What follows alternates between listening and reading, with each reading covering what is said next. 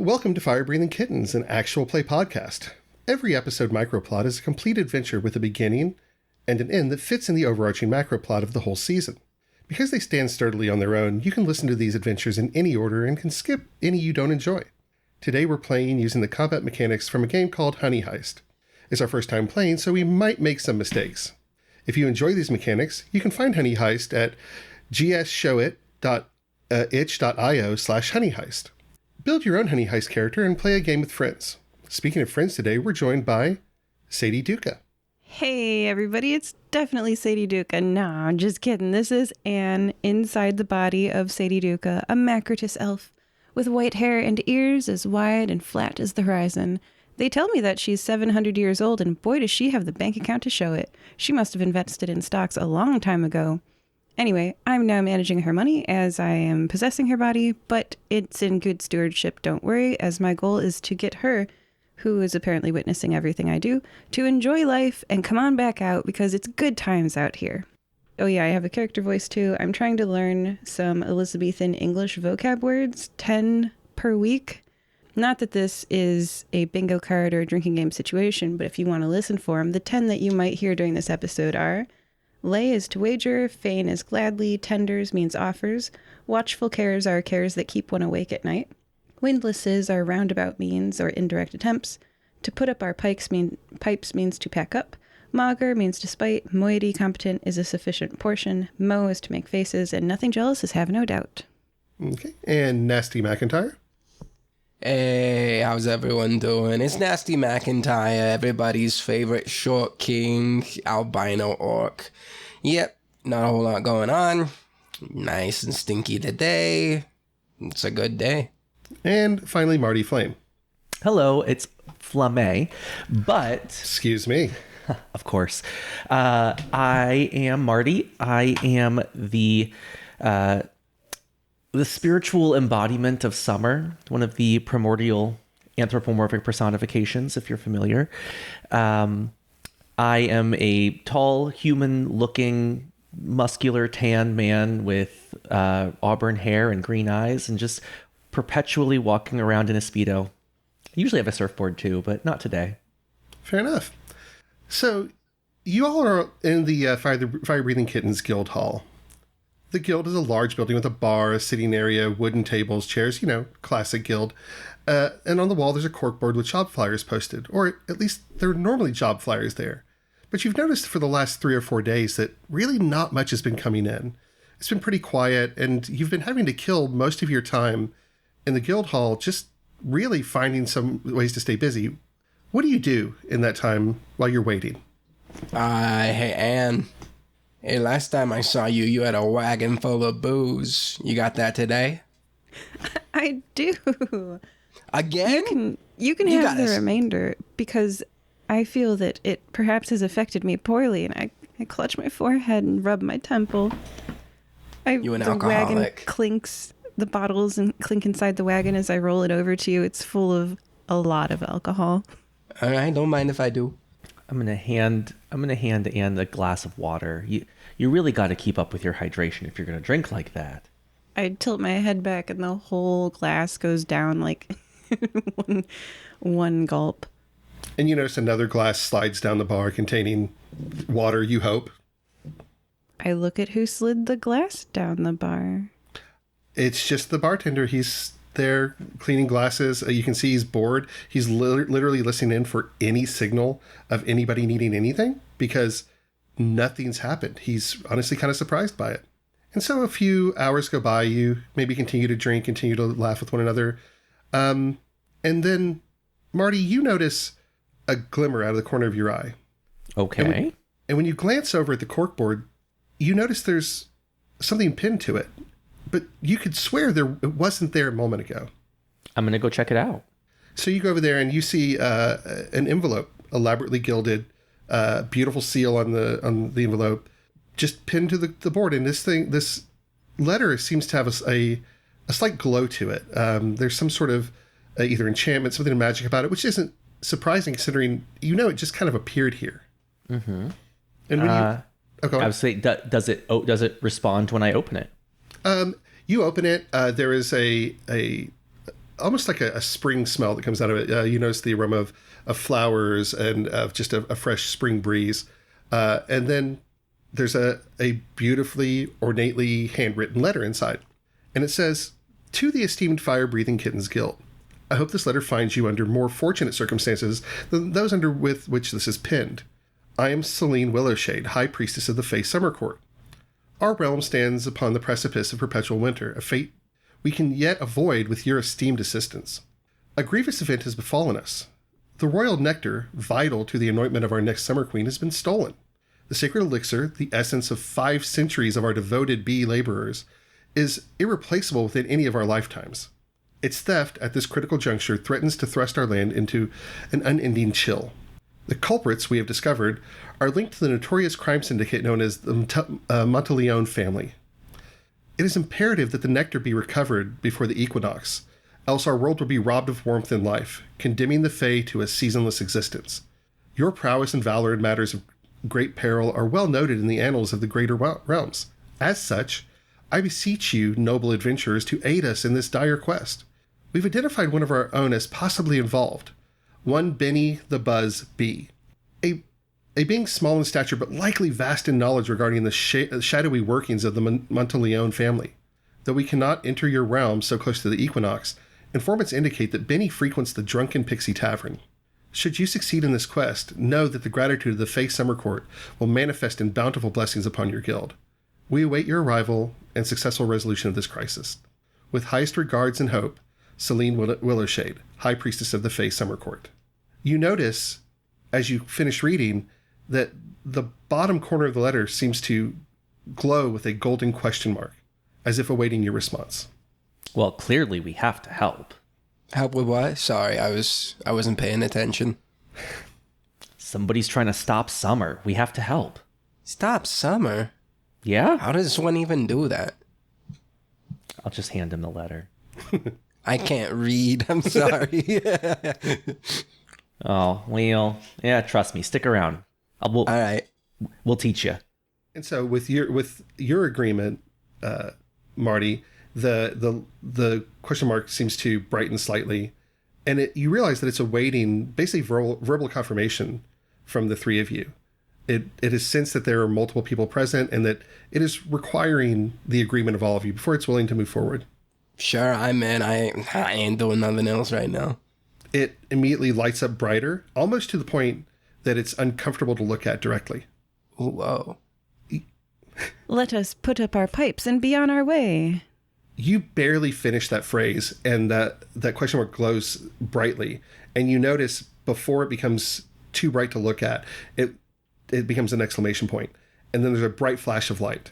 You don't know what happened or how long it's been, but the three of you find yourself unconscious and you feel drips hitting your face. Oh. As you come to and begin to open your eyes, you notice that the environment around you seems to be maybe not entirely, but mostly devoid of color, as if it's been bleached out by the light that hits you. And then you all hear a voice, and it says, "It's one of those nights that clings to the city like a bad habit, the kind that only the shadowed underbelly of Nicomoy can produce. The rain comes down in constant drizzle, painting the streets slick and glistening under the flickering streetlights. Somewhere in the heart of this urban jungle, the Monteleone family, tougher than a $2 steak, has swiped the royal nectar, the most precious honey known to bear, bee, or fae. The fae realms are in an uproar. Without royal nectar, the anointing of the new summer queen can't happen. Winter will seize the land, a frosty grip that won't let go for another 500 years. The clock is ticking and the air has the tang of desperation.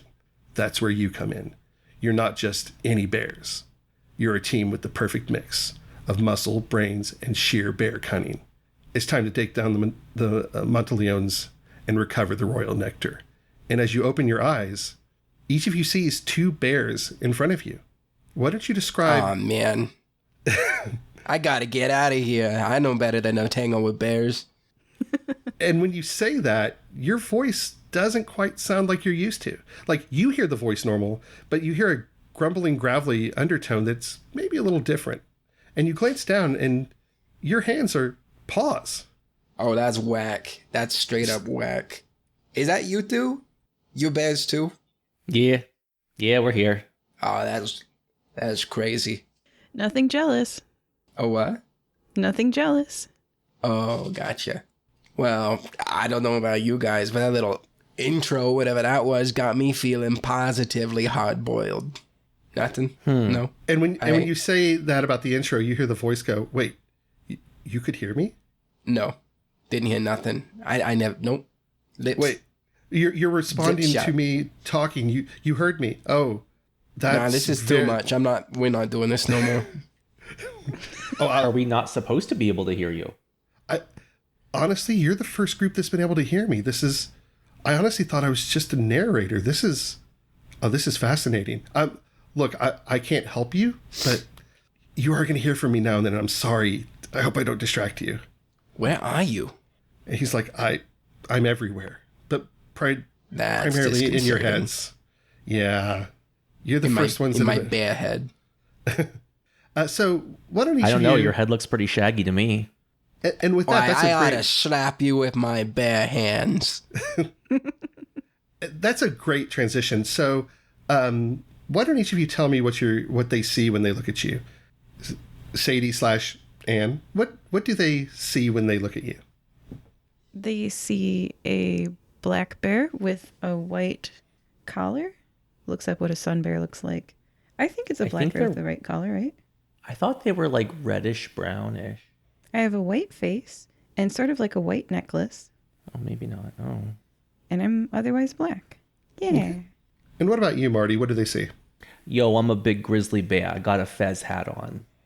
Nice. So almost like a circus bear. I like it. And then finally, Nasty, what do they see when they see you? I'm a real short little grizzly bear wearing a bowler hat and looking real confused.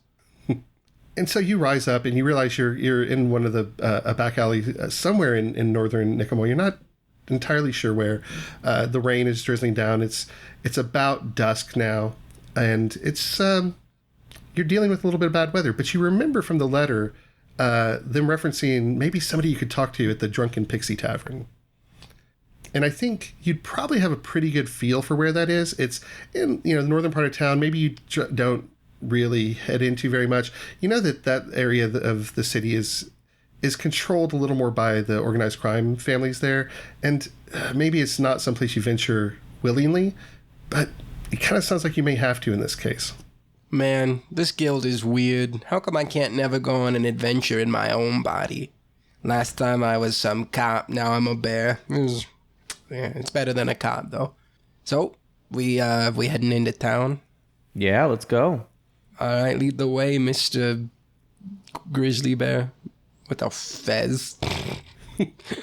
You gonna go to the circus and don't hate on the peanuts? fez. There's nothing funny about this bear. Okay. I'm gonna shoulder check him on my way past. You know what? Just for entertainment value, both of you give me a bear roll, and let me know. This is a D6. D6, yep. So the mechanics of this game for our listeners is that a D6 drives everything, and you have two stats, criminal and bear. But they're linked together in that they both start at a 3, and as you succeed or fail on criminal rolls, you'll adjust your points accordingly. So if you make a criminal act and you succeed in it, you'll gain a point in criminal but lose a point in bear, and vice versa. If at any point any of them gets to 6, you are beholden to that lifestyle, at least for the foreseeable future, i.e. the remainder of this episode. So what numbers? Yeah, you got a 3? I also got a 3. Okay, so this is a little outside the mechanics of the game, but we're going to treat it as an opposed bear roll because you're basically trying to muscle each other. And you both hit the numbers exactly.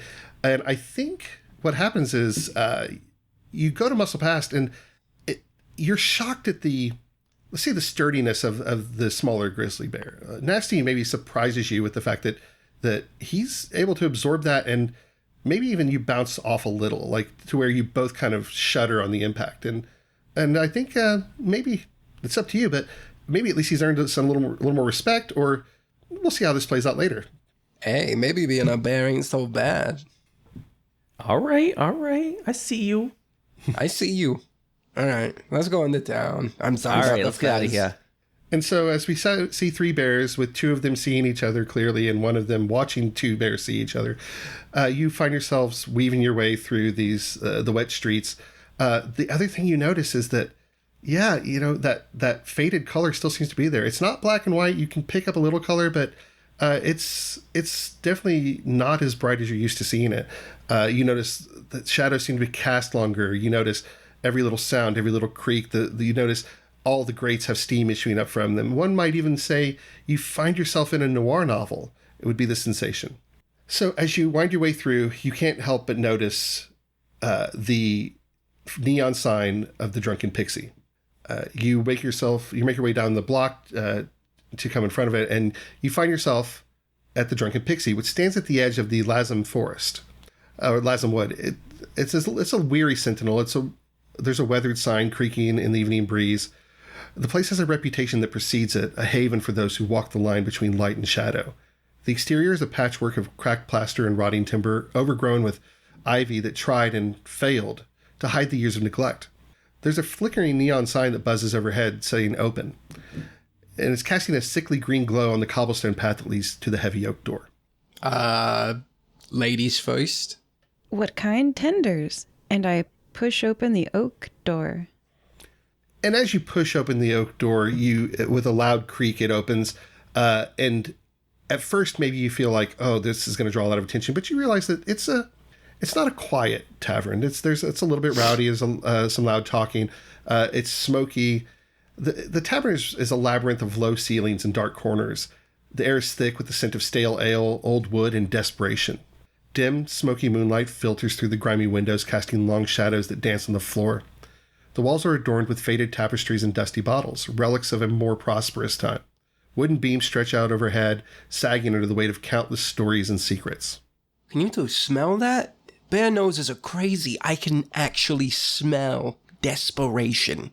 That's wild. Mm-hmm. I can smell their watchful cares, the secrets. Mm-hmm. Yeah, right at home. And as you step inside and close the door, you maybe peruse the bar, just getting a feel for it. And you notice the bar itself is just this massive slab of mahogany, scarred with stains of years of hard use. Behind it, again, you see those rows of mismatched bottles that line the shelves, filled with concoctions and promises of either oblivion or enlightenment, depending on how deep your pockets are. The bartender, a grizzled old elf with a scar running down his cheek, moves with the slow, deliberate grace of someone who's seen it all and then some. The patrons of this bar are a motley crew of misfits and rogues. Their faces are obscured by shadows and smoke. In one corner, a group of dwarves huddle over a game of cards, their gruff laughter punctuating the low murmur of conversation. At another table, a lone figure nurses a drink, their eyes hidden beneath the brim of a wide-brimmed hat. It looks like there's room at that table. They're wearing a trilby, just like me. What good fashion sense. I bet that's a perfect conversation starter. I bet they'd let us sit at the table if you talk to them about their hat. I walk up to the table. I say... Go on. I say, fair. I'll lay you a bet. Did you purchase that trilby at Madame de Pompadour's? What trilby? What are you talking? Are you talking about the hat? Yes, it looks a little bit like a short-brimmed hat with a cowboy hat dimple on the top of it. I found this actually. It was in the dumpster outside one night after they threw me out when I got a little drunk. You kind of dusted off through my head. What a trilby? Is that what you called it? Hey man, no way. There's a dumpster out back. Oh yeah, it's a good dumpster. You should see it. There's a. Oh yeah, like every night. Yeah. And we're gonna have to check out that dumpster, guys. Here's what we should do. Since your friend here made a bet with me, and clearly right. She's wrong. She owes me a little money, and then tell you what, you and we're gonna get something to drink at the bar, and we'll drink it in the dumpster. Oh, that's such a good idea. Yeah. And he holds out his paw, like signaling to you, waiting. He's like, with an expectation of money, and you give him 5, and he's like, I like your energy. That's good, but hey Toots, you kind of owe me a little money here. I do hand. How much does a beer cost? Like $10? I do hand $10 to him, and I say, "'Tis only fair. The lay was incorrect." And so as the two of you sit down at the table to wait, Nasty, you and the other bear walk up to the bar. He slaps the tin down. He's like, "Hey, barkeep, 2 more, please." And he slides them over to you. And as you're sitting there, Nasty, give me, let's call it, this is going to be just to see how attentive you are as a criminal. So we're going to give me a criminal check, if you will. That is a straight up 6. Straight up 6. Okay, so that is a failure in the mechanics of this game. Terrible criminal.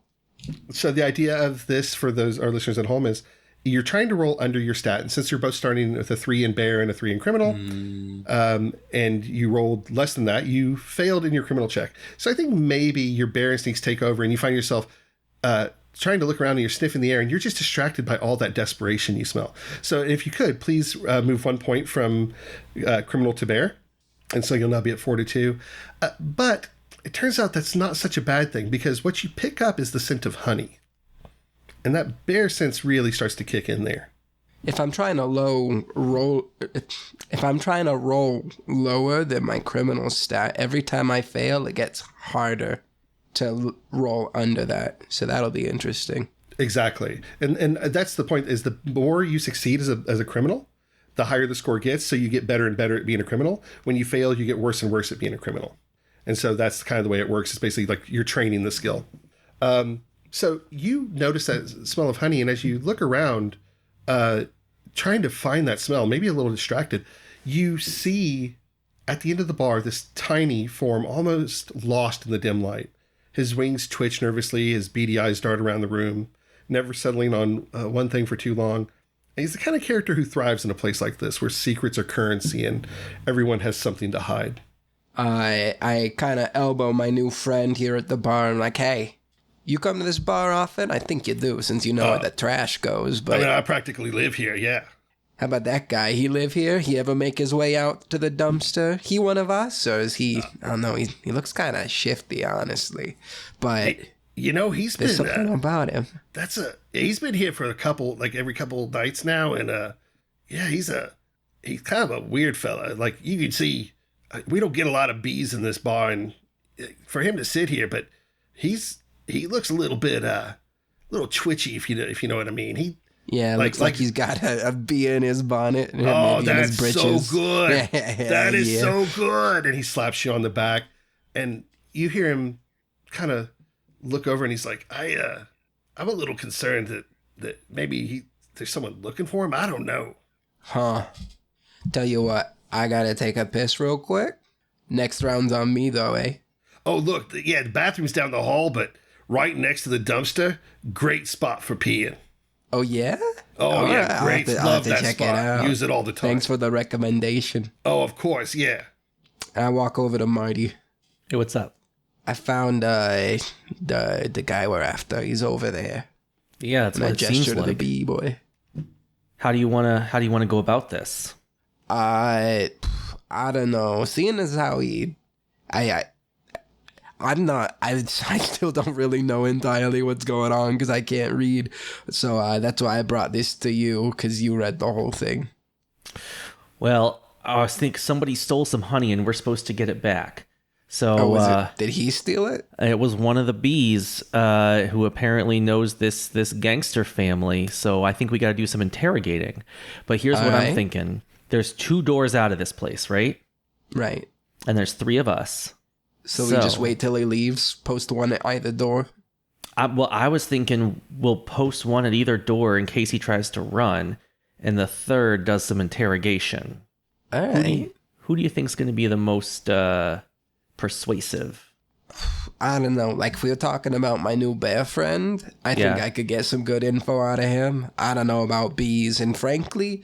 like, you hear that bees and bears don't really get along. I don't know if any of us are going to be super good at getting information out of him, but that's just an assumption on my part. I don't actually know. Well, it's probably not either of us. I look over expectantly. I should go talk to him about his hat. Does Mr. B have a hat? He has like a page boy that's rest of the bar. You barely would have noticed it because this thing is like that. It's only slightly larger than like the top of a push pin in its size because it fits a bee.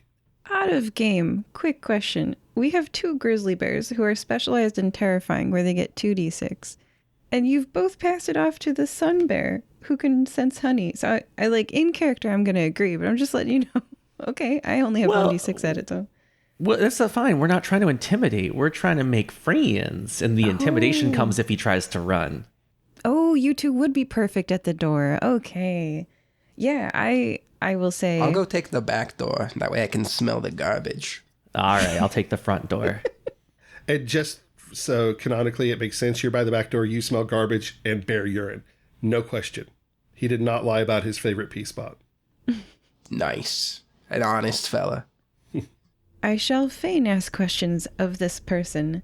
Our windlasses will lead us to the truth. And I walk towards the bee with my nostrils flaring, and I say, sniffing sounds. I don't know how to sniffing sounds. That works. Too much oxygen. Okay. I say, why, this part of this tavern smells much better than the other parts. Bees who smell of honey are good friends to have. Hello, I am Sadie, or Anne. Hello, I'm Anne. This is out of game, but also in game. The way you said that is possibly the most terrifying way to say this to a bee.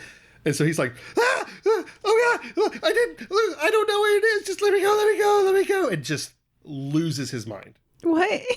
I just said you smelled good. Yeah, but imagine you're at a bar and somebody walks up behind you and goes, you smell good. It's going to be a little off-putting. Okay, yeah, that's not a good thing to say to strangers. Exactly. And so you can see he grabs his hat in one hand and he's like looking for the way out. What do you do? I apologize. I did not mean to frighten you. I am but a lowly creature. You know, I'm not good at making friends. No. You were sent by the family. You were sent, weren't you? Oh my God. I sit down on the ground. My little bear haunch goes down and my feet go out and I lower myself, right? De-escalating, literally, the situation. I put my paws on my lap and I say, I mean you no harm. This is not going to determine whether you lose a point or not, but I'll give you a choice. It can either be a bear roll to look cute or a criminal roll to be persuasive, whichever way you want to play it. I want to look like a cute sun bear. I'm going to roll a bear thing. Okay. Be bear. Yeah, so be bear. Give me something 3 or under. I got a 3. You got a 3. It's close. He starts to get a little nervous. You see him start to like slowly sidle his way because he's now up on the bar. He's small. He can do this. And he's kind of inching his way sideways. And out of the corner of his eye, he sees Nasty watching that back door. His eyes immediately dart to the front door. And he sees an even bigger bear at the front door. And it's a combination of your kindness and the reservation of the fact that he's trapped. You see him sit down. He's like, okay, whatever it is, just do it. I'm not going to tell you. Look, I can't do it. Barkeep, I say from the floor. I hold up like a 20 and, and I get their attention. I assume, now this is a difficult trick, get the bartender's attention. I assume there's no line and it's perfect timing. And I say, 2 meads, barkeep. A hefty tip in it if you deliver. He goes, you're going to tip me for serving you at the bar and delivering, which you're already... Sure. Hefty tip. Sounds great. Pours 2 meads, sets them on the bar, looks at, kind of looks over the bar at you, leans as far as he can. He's lowering it down, like trying to hand it to you. And I think just barely gets it to you. And the other one's just sitting at the bar, and Benny looks at it and looks at you, and he hops up on the edge of it, and like he's sipping it. He could bathe in it if he wanted to. And he's like, thanks. Are you not with the Monteleones? I also cannot read, and I'm not sure what you just said. I am just a bear for the moment. Mead is delicious, isn't it? Where do you think this mead was made? Oh, and he takes a sip and he goes, this honey came from, I know this. This came from a hive that's about 4.5 miles east of town. Lovely hive. They have actually a beautiful bed and breakfast there. I like to stay in sometimes. I can't go back now. They'll find me there. And he breaks down in tears. I say, oh, you look quite distressed. Well, for me, what a delight to be speaking to someone with such an expertise in honey. He am looks truly when you say pleased that. You say that he looks down at himself like, I'm a bee. Like, it's kind of all I know. Well, this is not moiety competent. Bartender, 2 more meads. I almost said beers. 2 more meads. He immediately brings them over, hands the other one down to you, exchanges it for, I assume, the empty mug from you. The other one is still completely full, and Benny's like, okay, and just, sipping on a mead that's roughly 1,000 times his size. So it's playing out well for him this evening. I am a bit uncomfortable on the floor, so I do slowly stand up and sit in a chair and transition this to I'm getting, a normal posture in this chair. I'm much more comfortable, and I continue to drink slowly and calmly, and my goal is to get both myself and this bee drunk. That's fair. Information flows better from a opened spout. Fantastic. And so, Marty and Nasty, you see things start to de-escalate a little at the bar from your positions. Do you want to join her at the bar, or do you want to stay watch just to be safe? I feel like we shouldn't intimidate the bee. You got a good thing going. Yeah, I might even, I'll still watch the door, but I'll watch it from the other side. I'll step out and actually, take a look at the dumpster, but still watching the door. Distracted. Just to kind of lighten up on the pressure. That's cool. And so you sit at the bar next to Benny. Benny, you can see his posture still a little skittish. He's keeping an eye on the room. But you start to realize is maybe having them watch the door is giving him a little bit of comfort, because he's convinced now that you're not with the Monteleone family. But he also realizes that if you're not with them, they're probably not also. So he's like, okay, well, if they're watching the door, maybe I'm safe. That's kind of his vibe. And so he sits there for a minute and he's drinking. He's like, what brought you guys here? This is the three of you kind of look a little more, I'll say polished compared to the riffraff you normally see in here. Oh, he knows the 3 of us are together. We got made instantly. Yeah, he's really hyper aware of everybody coming in and out of that place. You noticed that from the minute you saw him, that he was not missing a detail of what was going on. How observant of you. Is it okay if I call over my friends, because you now know that we're together? They're quite nice. You trust him, right? Of course. Yeah, you can bring him over. That's fine. Marty, Nasty. Whip, Nasty's in a dumpster. I don't know if he'll hear me. Well, I'll come join. And so as you wander over, you make the visage of this bee. He looks probably older, a little bedraggled. You get the impression that maybe he hasn't slept in a few days. And he's clearly on edge. There's no question about that. Well, how's it going, little man? I'm Marty. Marty, and he tips his hat to you. He's like, I'm Benny. I'm not gonna lie to you, it's not going well. Well, why don't you tell us about it? We're kind of in the business of, helping people who need a friendly hand. Wait, you in the business of helping people? Yeah. Really? Most people coming here only looking out for themselves. Yeah, we're not most people. Nah, but are you most bears? And he says with a chuckle, he's proud of himself on that joke. That was a good one. Nasty walks in with a couple broken steins in his arms, nah, man, we ain't your average bear. This guy is way smarter than your average bear. The bartender looks at you, starts to say something, and he's like, nah, keep them, I don't care. Hey, thanks, man. They're trash anyway. I don't know what you can do with them, but... Me neither, but we'll find out. Gives you a thumbs up. Goes back to polishing the glass he's cleaning. And Benny sees you. He starts when he sees you because, again, he's a little on edge. He was now focused on the two in front of him. He's like, oh God. Did I hear you say I look polished? I take that as a personal insult, just saying. Oh, no, look, sir, I don't mean to insult you. I meant... All right. Well, just a heads up going forward. I like to be doity. All right. Oh, okay. All right. I just... And don't sweat it.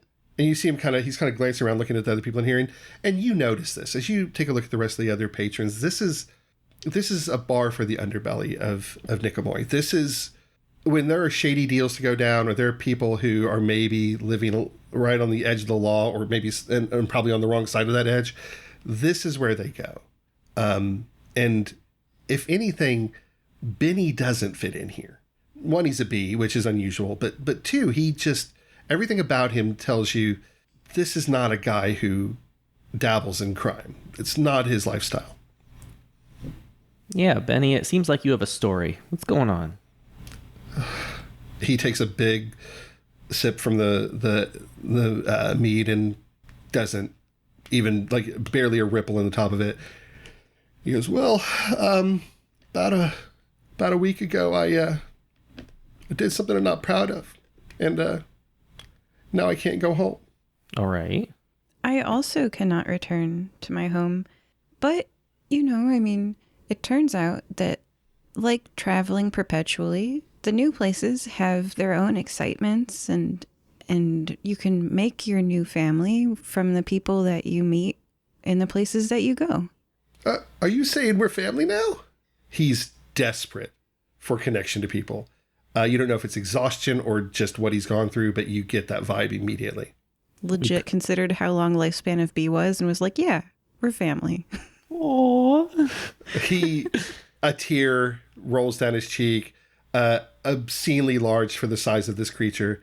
And he goes, I need family right now. I need friends, and above all, I need muscle. I need protection. And he glances at the two of you, and then he glances over at Marty, and just like he's going across the two of you and slightly goes up an angle, and then he gets to Marty, and he's just like glancing up and just has to keep looking. He's like, you sure this guy's safe?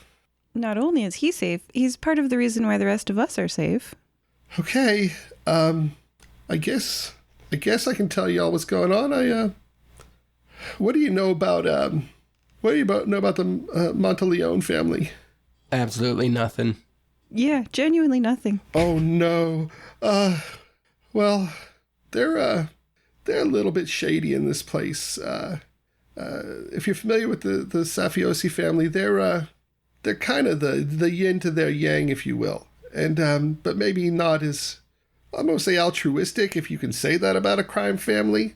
And they led me to believe that they could help a lot of us B folk out, because look, when it comes to what happens in the Fae with bees, we're kind of the workers of the group. We're worker bees, if you will. And he chuckles. He's proud of that. And he goes, but seriously, I oversee the making of the royal nectar. And, well, I was approached by one of the Monteleone, and they informed me that they had heard that some bad things were going to go down with the new Summer Queen when they anointed her. So they were going to help us out. They were going to help us name our own Summer Queen. And in doing so, we could actually, take care of our people. We could unionize if we wanted to, something that's really frowned upon in the bee community. Well, I should say toward the bee community, not within the bee community. And so they convinced me that the only way they could do that was to get control of the royal nectar. Well, I mean, I have access to it, or I did. And so I brought it, and I gave it to them, and I did everything they said. And then I barely escaped with my life. And he points, and one of his wings is completely crushed. And he's like, and I know they're looking for me. They're afraid I'm gonna talk, and so they're guarding everywhere I can to get back to the hives and to inform them what's going on. And I'm tired of running. Well, what do you want to do? First, I just want a nap. But second, I need to make it right. What I did was wrong. I shouldn't have taken the royal nectar. I shouldn't have. It's not mine to decide, but I did it. I did it. It was selfish. And now I can't get it back. The Monteleones have it. If you could get it back, would that make you feel better? If I could get it back, Yeah, I could get it back to... Oh, I could get it back to the High Priestess. We could actually move forward, because I don't know if you guys know this, but there's the anointing of the new queen happens tomorrow. I guess kind of tonight. And he glances at the wall, and the clock says 8:30. And he's like, oh, we ain't got long. We got about 3.5 hours. Because at midnight, we move into the equinox, and at that point, the anointing of the new queen must occur, or we get stuck in winter for 500 years until the next royal nectar's made, and it takes a while. Okay, we got plenty of time. He looks at the clock again. He's in his fingers counting, like, okay, if you say so. This is maybe a 30-minute job. We got this. You want to point us in the direction of the Monteleones? Yeah. And as for taking a nap, Mr. Big Old Grizzly Bear right here's got a little fez on top that you could crawl under if you wanted. You'd be perfectly safe. Oh. He looks at the fez, and he reaches out, touches your fur to see how soft it is. He's like, oh, that's nice. Do you condition? What is that? How do you keep your fur that nice? It's new. Utter confusion on his face, and he's like, sure, yeah, new fur, I get it. And he looks back and forth between you, Nasty, and Sadie, and he's like, okay. Unfortunately, new. Okay, he's getting a little nervous now, but that maybe y'all are potentially insane bears, as best he can tell. But you're the best option he's had in a while. And he goes, yeah,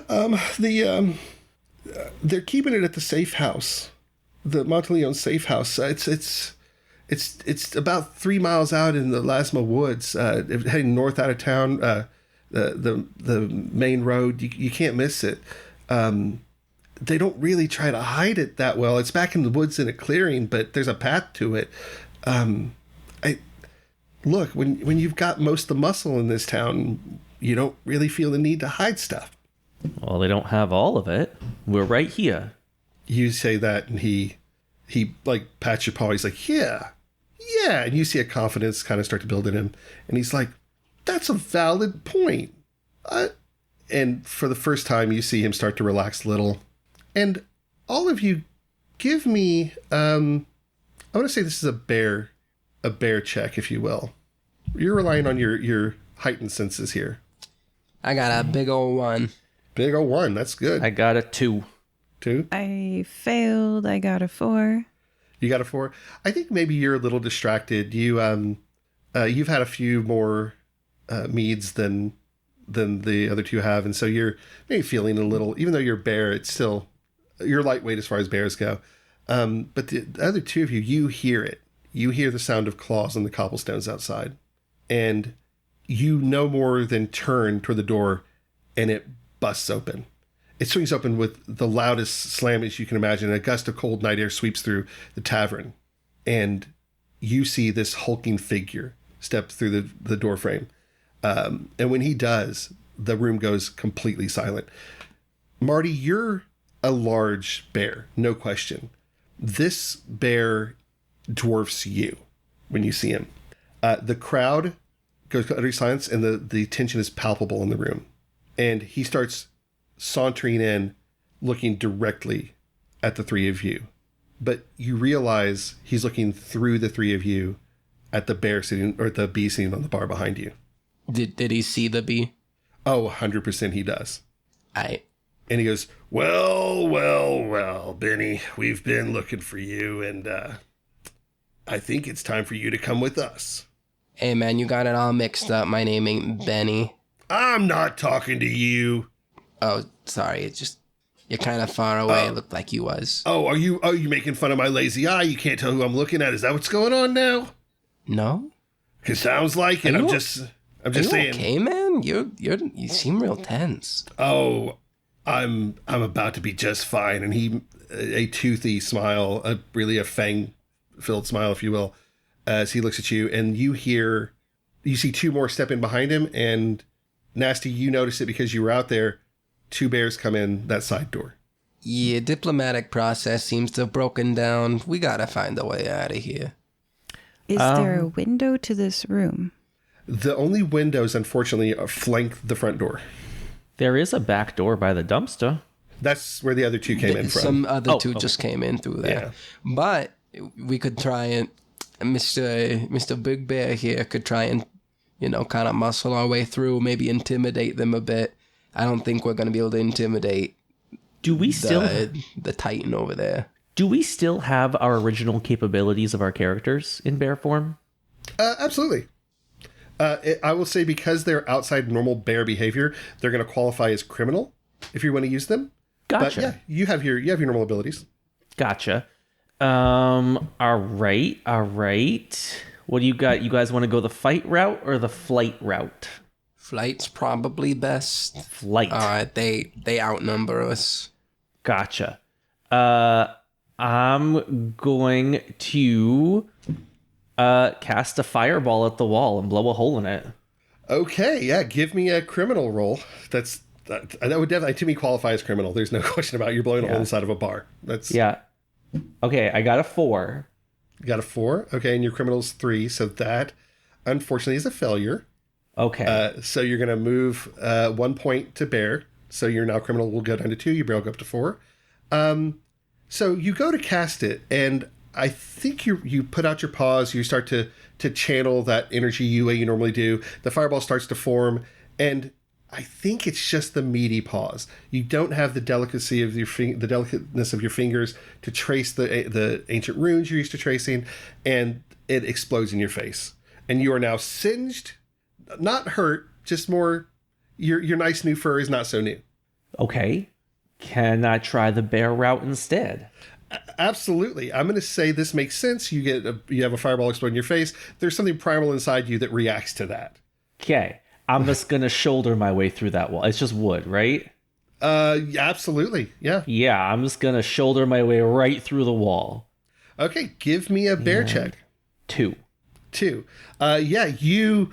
fireball explodes. Needless to say, the entire bar is startled by this. This is low on the list of things they expected to happen tonight. And conveniently, unbeknownst to you, you singed that wooden wall and you actually weakened it a little. And so they see this explosion, they look at you, they're kind of leaning back, and then you just turn and, I would say bull rush, but let's say bear rush the wall. And there is a classic cartoon, ginormous bear-shaped hole through this wall now.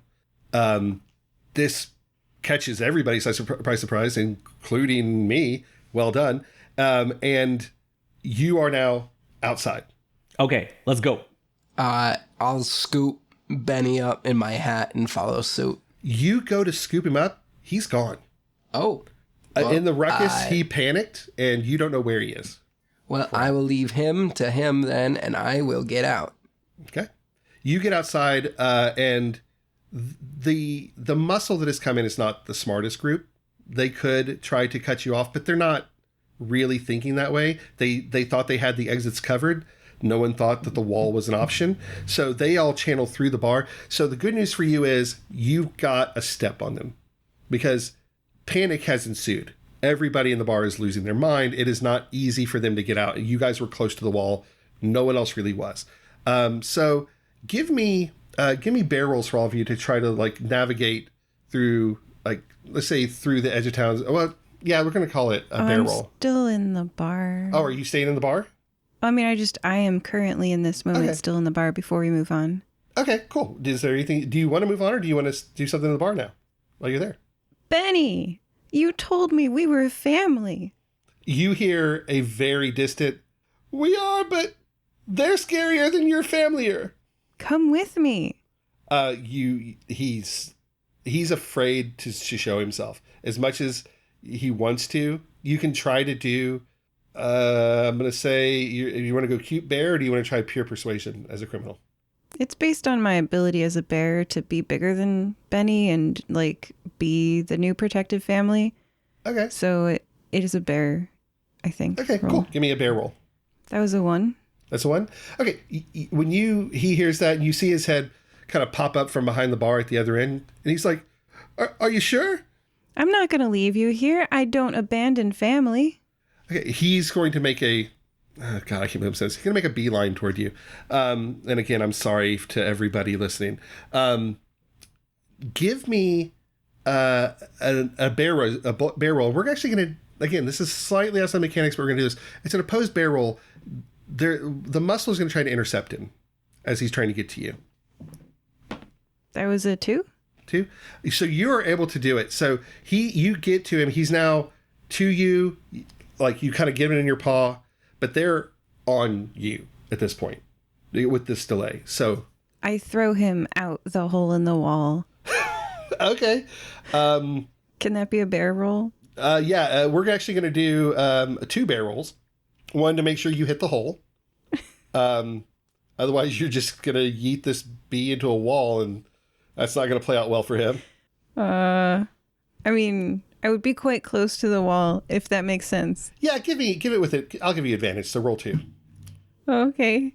Good luck, Benny. 2 3s? And your bear is? 3. 3? Okay, good.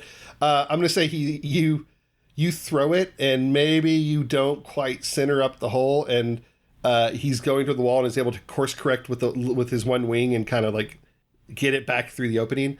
And Nasty, are you outside also? Did you follow? Okay. The 2 of you see this bear whizzing through the hole at a surprisingly high rate of speed. A bear or the bee? I'm sorry, the bee. Okay. Oh, hey, Benny. I thought you was gone. So you say that. Are you going to try to catch him or just going to just see where he goes? I'll try and catch him. Okay.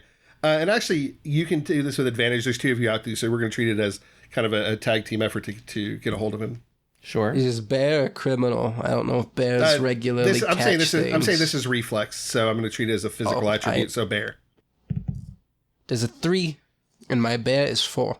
Perfect. Oh, fantastic. So you're able to absorb some of the energy, you catch him, and he's like, we got to go. Yeah, which way to the safe house? North. Head north, straight north. All right. Sadie, you have 2 large individuals I never know which. on each side of you. Good job saving Benny. Excellent job saving Benny. You put yourself in harm's way, but you saved Benny, so that's cool. So out of character as a player, I realized that if they could beat me up, they could kidnap me. If they do kidnap me, they would take me to the safe house. So I'm not too concerned, except the beating up part, which will hurt. They could take you any number of places. I was thinking about maybe like hiding in their car and having them just take us there, but they could take us anywhere. I don't know if they would take us to the safe house. That's a good point. So I'm gonna try to escape. I don't want to be beaten up. So attempt to escape through hole. Okay, so you're going to you're not going to, okay, cool. Bear roll on this one. Okay. Good luck, Anne. Oh, that's a 6. That's a 6. Yeah, that's real bad.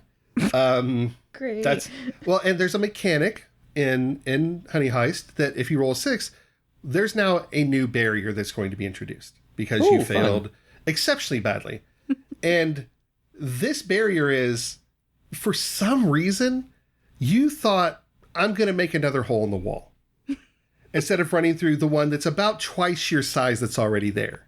And Marty, you're outside the wall looking back at the hole. You don't really have an angle to see Sadie. And then you hear thump against the wall, and the whole wall of that building just shakes and dust settles down around it. Sadie, you are on your butt on the ground. No doubt. You did not get through the wall. You face planted aggressively into the wall. So what you want to do? Oh, and make sure to move a point. I forgot to say that. Okay, what does that mean? Is my bear 2? Oh, wait, no, you're bear. You did bear, so you're fine. No, you don't have to move it for bear. I forgot about that. Yeah, that's on me. Yeah, because it wasn't a criminal act that you tried. This is a bear act. You failed bad at being a bear, is basically what happened here. Yes. Do you only move points from criminal to bear?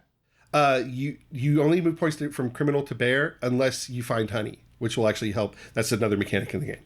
Oh, then it'll level them out. Yeah, you can consume honey and push the points back. Yep. Gotcha. Attempts to leave through hole in wall again?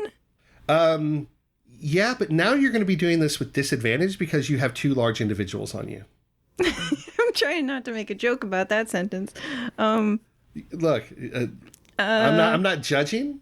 You do you, or you do the bears, whatever works out for you.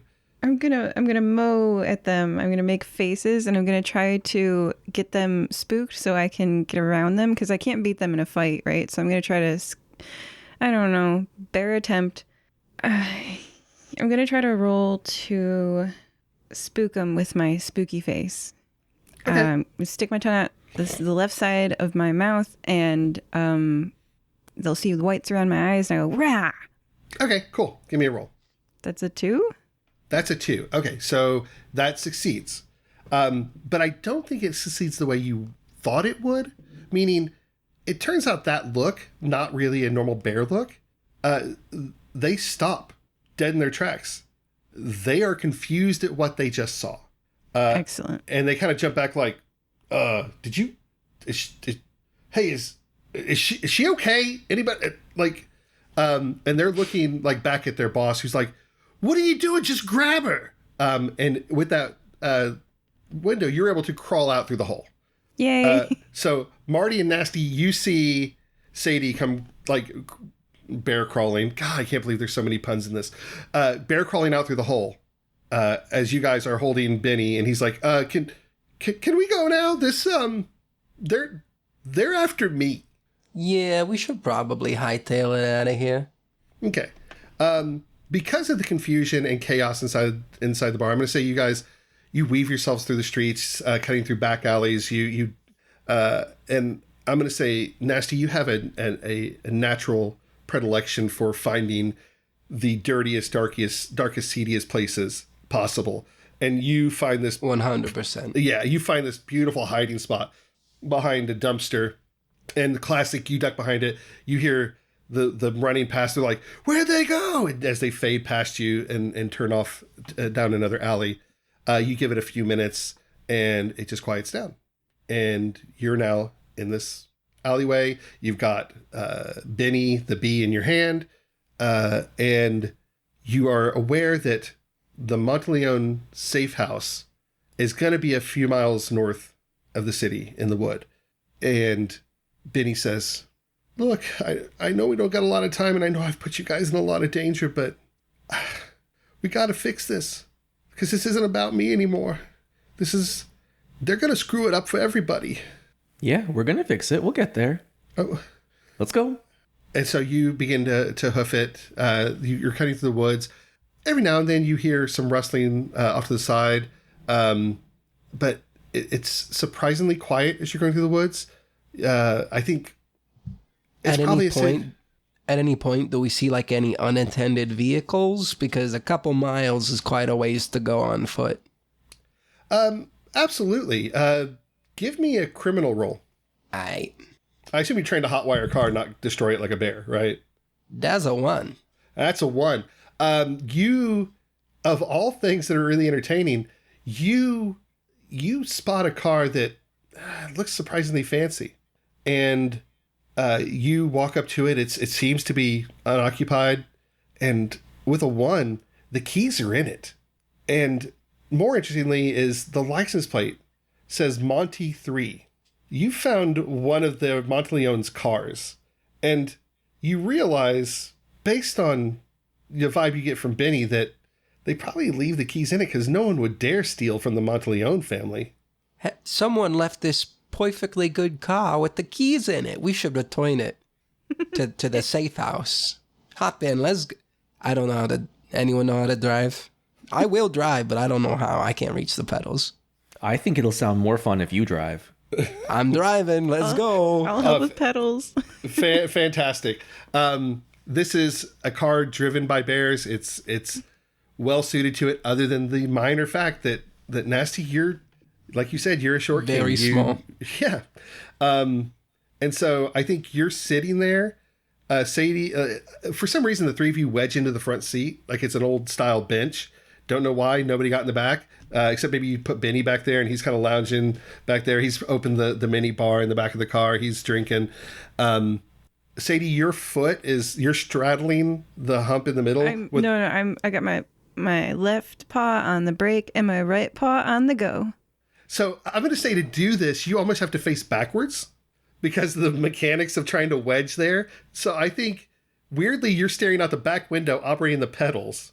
Because I think it would be hard for you to it's going to be hard to fit all three of y'all anyway. So I think what's going on is she's sitting in it like normal and can just barely see over the dash. And then I'm sitting on her shoulders operating the wheel. That's cool. And you're hunched over, like squeezed in against the roof of the car, just holding on to the steering wheel. Marty, you're watching this two bears in a trench coat scenario play out in the driver's seat. Yeah. How do you feel about this? I'm along for the ride. I feel sturdy. I'm going to be in the back seat. I'll be here if you need me. Okay, so you climb over into the back seat. Benny's like, they've got a great selection back here. You should pour yourself something.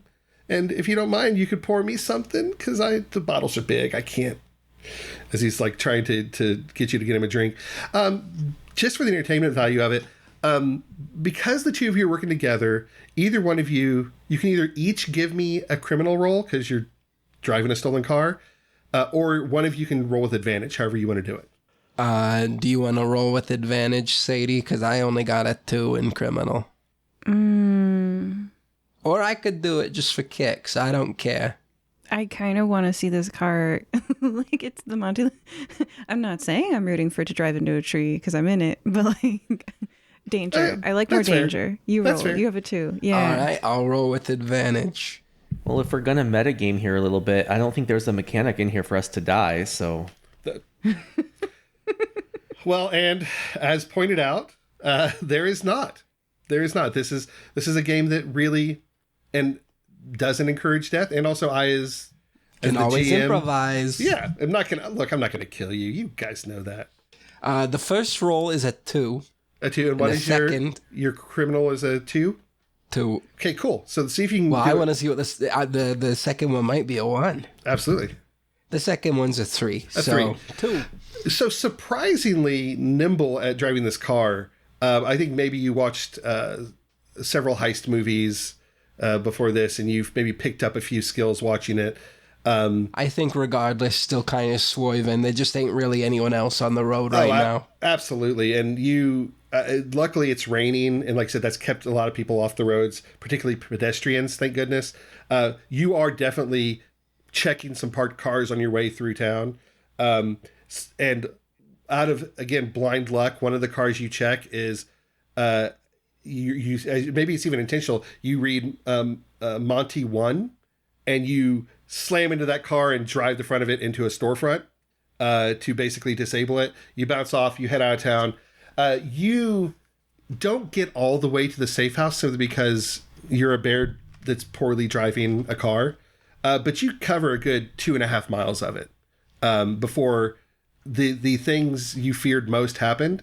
This is a kind of a dirt road through the woods. It's a trail. You hit a pothole. What would be a pothole? Pop one of your tires, and you end up sideswiping into a tree. Not with any force to hurt y'all, just enough that car is now disabled. But you guys definitely put some distance between you and the Monteleone family. Whew. Everybody good? Everybody all right? Yeah? Yeah. I'm good. All right. Hey. Marty? Well, that was fun. I'm all right. And you step out of the car. You're now far enough away from the city that the lights of the city are not prevalent here. You're not dealing with the light pollution. You're looking up through the treetops on this trail you're on. You see the moon overhead. Benny looks up and goes, "Oh, we don't got a whole lot of time now. We got to go."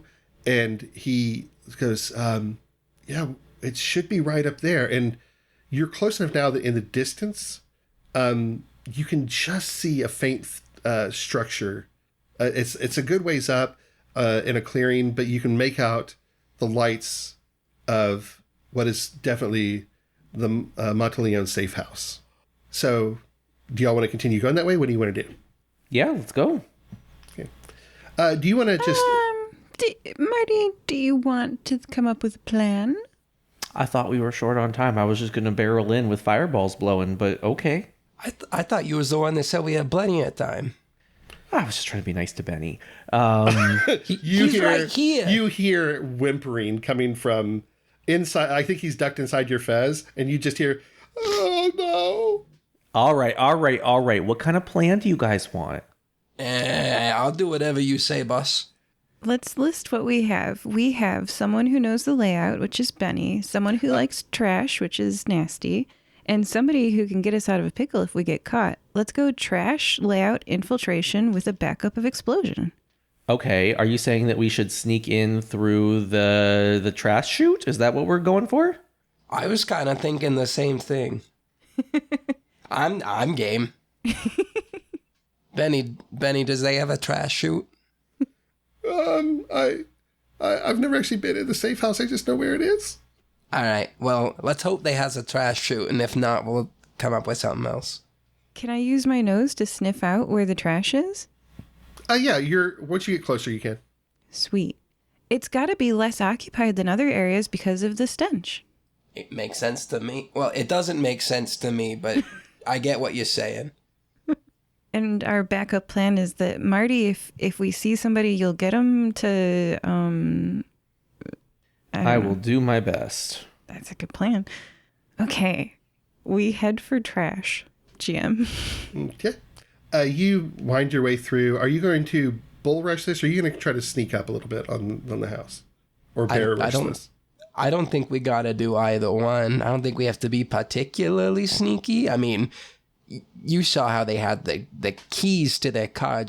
Like, they are able to respond to a threat, but they don't really think anybody's actually going to try and mess with them. But we don't need to be, like, super loud either. We can just kind of walk up. That's fair. So as you continue through it, you notice that the trees are starting to thin out, and you're coming in toward a clearing. And you're approaching the Monteleone safe house. It stands in a clearing about 2 to 3 miles or so from the forest's edge. There's an old mansion that is surrounded by that is surrendered to the relentless march of time, abandoned for the more modern amenities of the city. You get the impression that at one point this house was a much more regal location for the Monteleones, but as they've grown, they've kind of, let's say, diversified in what they're doing. Its stone walls, once proud and formidable, are now cloaked in ivy, the creeping green tendrils like nature's chains binding the structure in perpetual decay. You notice that all the windows are broken but are boarded up, not very effectively, enough that there's still light coming through and around the front door. And the front door is a hulking slab of wood, and it's the one thing that actually seems to have been maintained. If anything, you get the impression that is a new installation, as if this house maybe wasn't being used a lot, and now they're trying to use it for much more secure purposes than maybe they did in the past. And so instead of, while everything else shows decay, you see this pristine slab oak door with iron bindings and iron hinges on it. But the other thing you notice is on either side of the door, 2 hulking figures carrying on an animated conversation. They stop periodically, they look around, they're kind of scanning the surroundings, and they go back to talking. And you realize they're having an argument. Oh, I thought we were going towards the trash. I'm sorry. Is the front door the trash? No, it's but the problem is there's fencing. There's a huge iron fence around this inside the clearing. You have to kind of get into the courtyard to get around the perimeter of the house. Can we hear what they's talking about? Give me a bear check for your hearing to see if you can pick it up. 4, and my bear is 4. You have to kind of, whatever the equivalent of squinting your ears is, to pick it up. But you're exactly. You're kind of cocking your head. You're cupping your hand. I think the word is strain. I'm straining my ears. And what you hear is, why would you add sugar to it? That doesn't make sense. Well, look, sometimes when you're making a red sauce, it can get a little too acidic, and you got to add something to cut it. Well, yeah, but you're an idiot. Are you calling my mom an idiot? No, I'm just saying that your mom makes sauce like an idiot. That's all I'm saying. And you realize they're arguing about who makes the better red sauce. They're just being Italian. Mm-hmm. Okay. I think we're all a little Italian today. Do you guys want to walk around the perimeter to check for weak spots? All right. Yeah, maybe we could just find a tree with some branches that would let us in. Yeah. Okay, Let's walk around the perimeter, cool. GM. So you go around the perimeter of the fence, which is going to put you a little further away. But you said you're trying to look for trees that are going to basically get you in over the fence on the backside, right? Okay. So give me all of you can give me a bear check to see if you pick up. Does either of you is sent one of any of yours like special bear abilities? Mine is. Cool. So you're going to roll with advantage. So you'll roll 2d6, and the rest of you will roll 1d6. So you rolled a 1. Is that what you're saying, Nasty? Awesome. Mm-hmm. Oh, yeah, I'm sorry.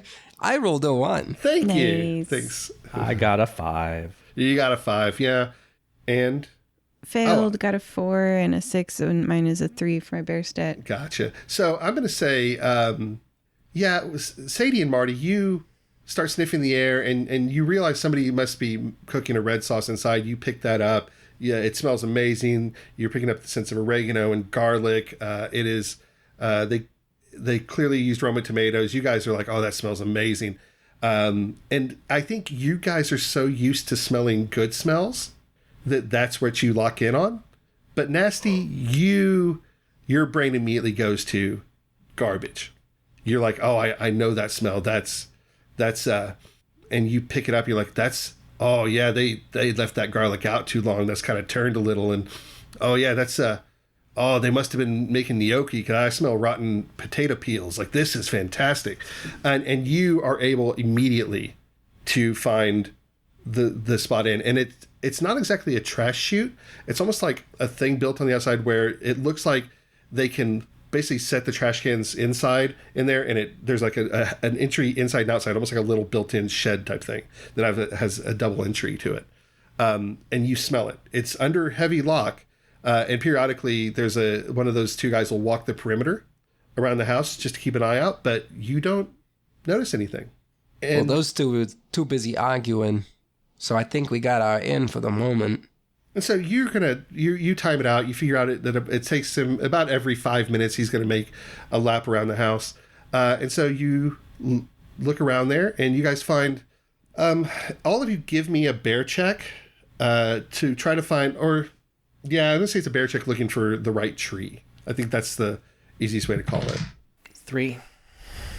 6. Okay. 1. So you guys, Sadie, you find the perfect tree for you. You're like, look at that. There's this. It appears to be some sort of oak. It's got a good wide base. It's got a thicker branch that comes over the top of the fence. You're like, this is the perfect one. We'll be able to get in here on this one, no problem. And so Everyone, look. That is a 3. Okay. Let's call this either a sneak check. I think because you're not trying to be rowdy about it, right? You're trying to get in quiet, I assume. Mm-hmm. Okay, so let's call this a stealth check. So you're doing a bear activity climbing the tree, but you're doing it to try to follow your plan. So this is going to be a criminal check. All right. That's another 6 from me. Okay, fantastic.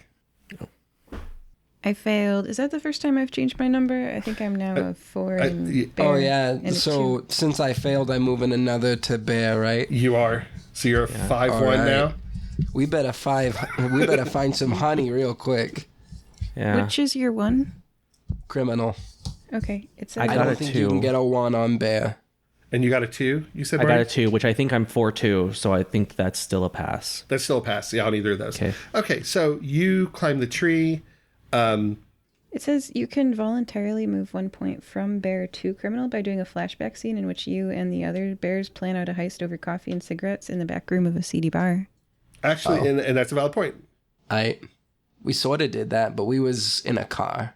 Yeah, let's flash back to the car. Okay. To give Let's you a flash point. back to 10 minutes ago. And that's perfectly fine. So give me that flashback. Tell me how that plays out. How are you going to... Because I'm going to tell you what's going to happen, and you tell me how your flashback prevents this from being the catastrophic thing for y'all. Because there was a 1 roll, and a 1 is catastrophically bad. So here's what happens, and then tell me how you remedy it.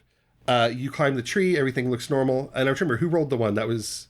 I rolled a 6. You rolled a 6, or you told a catastrophic failure. That's what I meant. So, Marty, you climb, you climb out on the branch, you hang, lower yourself down, boom, land softly, quietly. You're in like a athletic position, looking around. As Sadie, you come through next. You drop down, and you hear it. the faintest crack of that branch as you're lowering yourself down.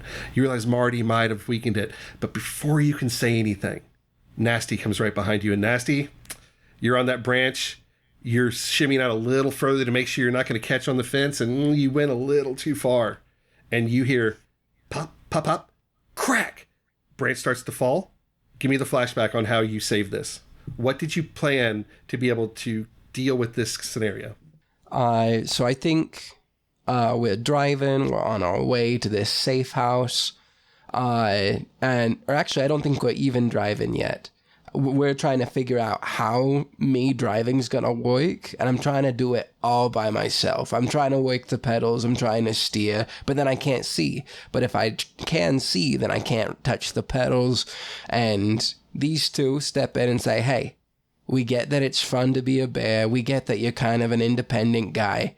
But if we're gonna do this, we got to do this together. Except, they said it not all nasty like. Exactly. And so Sadie helped me drive, and then Benny and Marty helped navigate and give me pointers since I never done it before.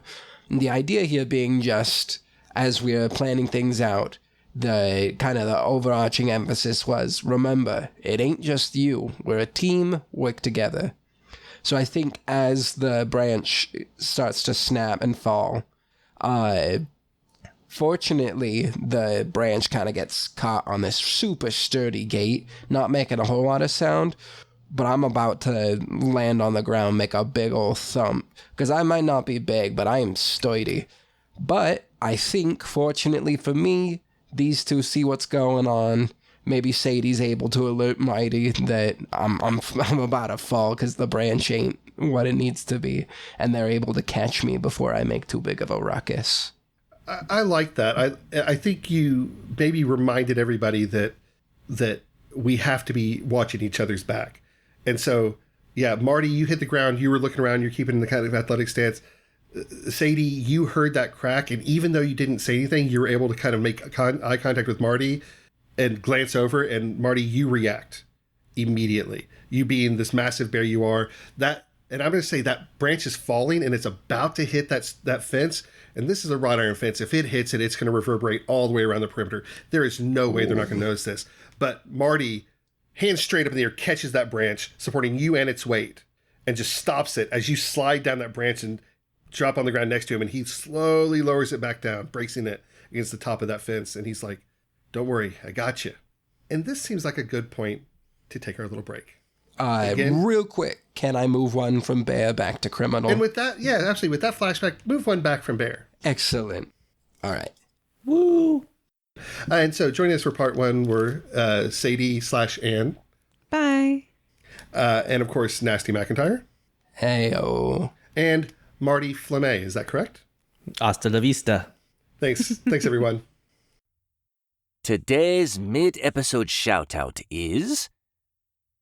Big thanks to my editor, Sanjay. Thank you for handling my novel and getting it reviewed on time. I wouldn't have meet my deadlines without you. And so many plot holes. End quote. You can arrange for us to read your shout-out at firebreathingkittenspodcast.com. Did you know we have paperback, ebook, hardcover and audiobook adaptations of our adventures on Amazon and Audible? Is there an episode of Fire Breathing Kittens that would make someone you know smile? Well, telling them about it would help us. Thanks. Welcome back. We are joined by Sadie/Ann, Hi. by Nasty McIntyre, Hello, hello, hello. and Marty Flemay. Sup? And we are now going to give you a little recap of what's come up so far. And so I'd like everybody to roll a d6 for me and tell me what you got. 6. A 2. 4. Okay, so I'm going to, because I got two of you that tied, I rolled a 3. So one more roll just to be safe. Nasty and Sadie. Also 4. 4. Of course you guys did. You know Nasty's what? win ties. I'm going to, look, Nasty, this is you. Give me a little recap of what happened in the first half. All right. So in the first half, we was just kind of hanging out in the guild hall when Mr. Marty found a note, and then he wouldn't tell me what it said. And then we was all bears, and we're trying to find some royal honey so that it isn't winter for 500 years, and so that summer can come back. So we went and found this little bee guy named Benny in a bar. Say that 5 times fast. And we was able to talk to him a bit, kind of calm him down. But then some thugs showed up and they was getting all mean. So Mr. Marty burst through the wall, and then Sadie Ann over here got Benny to come with us. We all stole a car, and then we made our way to their safe house, where we're pretty sure they're keeping what we're looking for. And we started to sneak in. Things went a little bit awry, but fortunately, everybody started working as a team. And so far, things are looking all right. Thank you.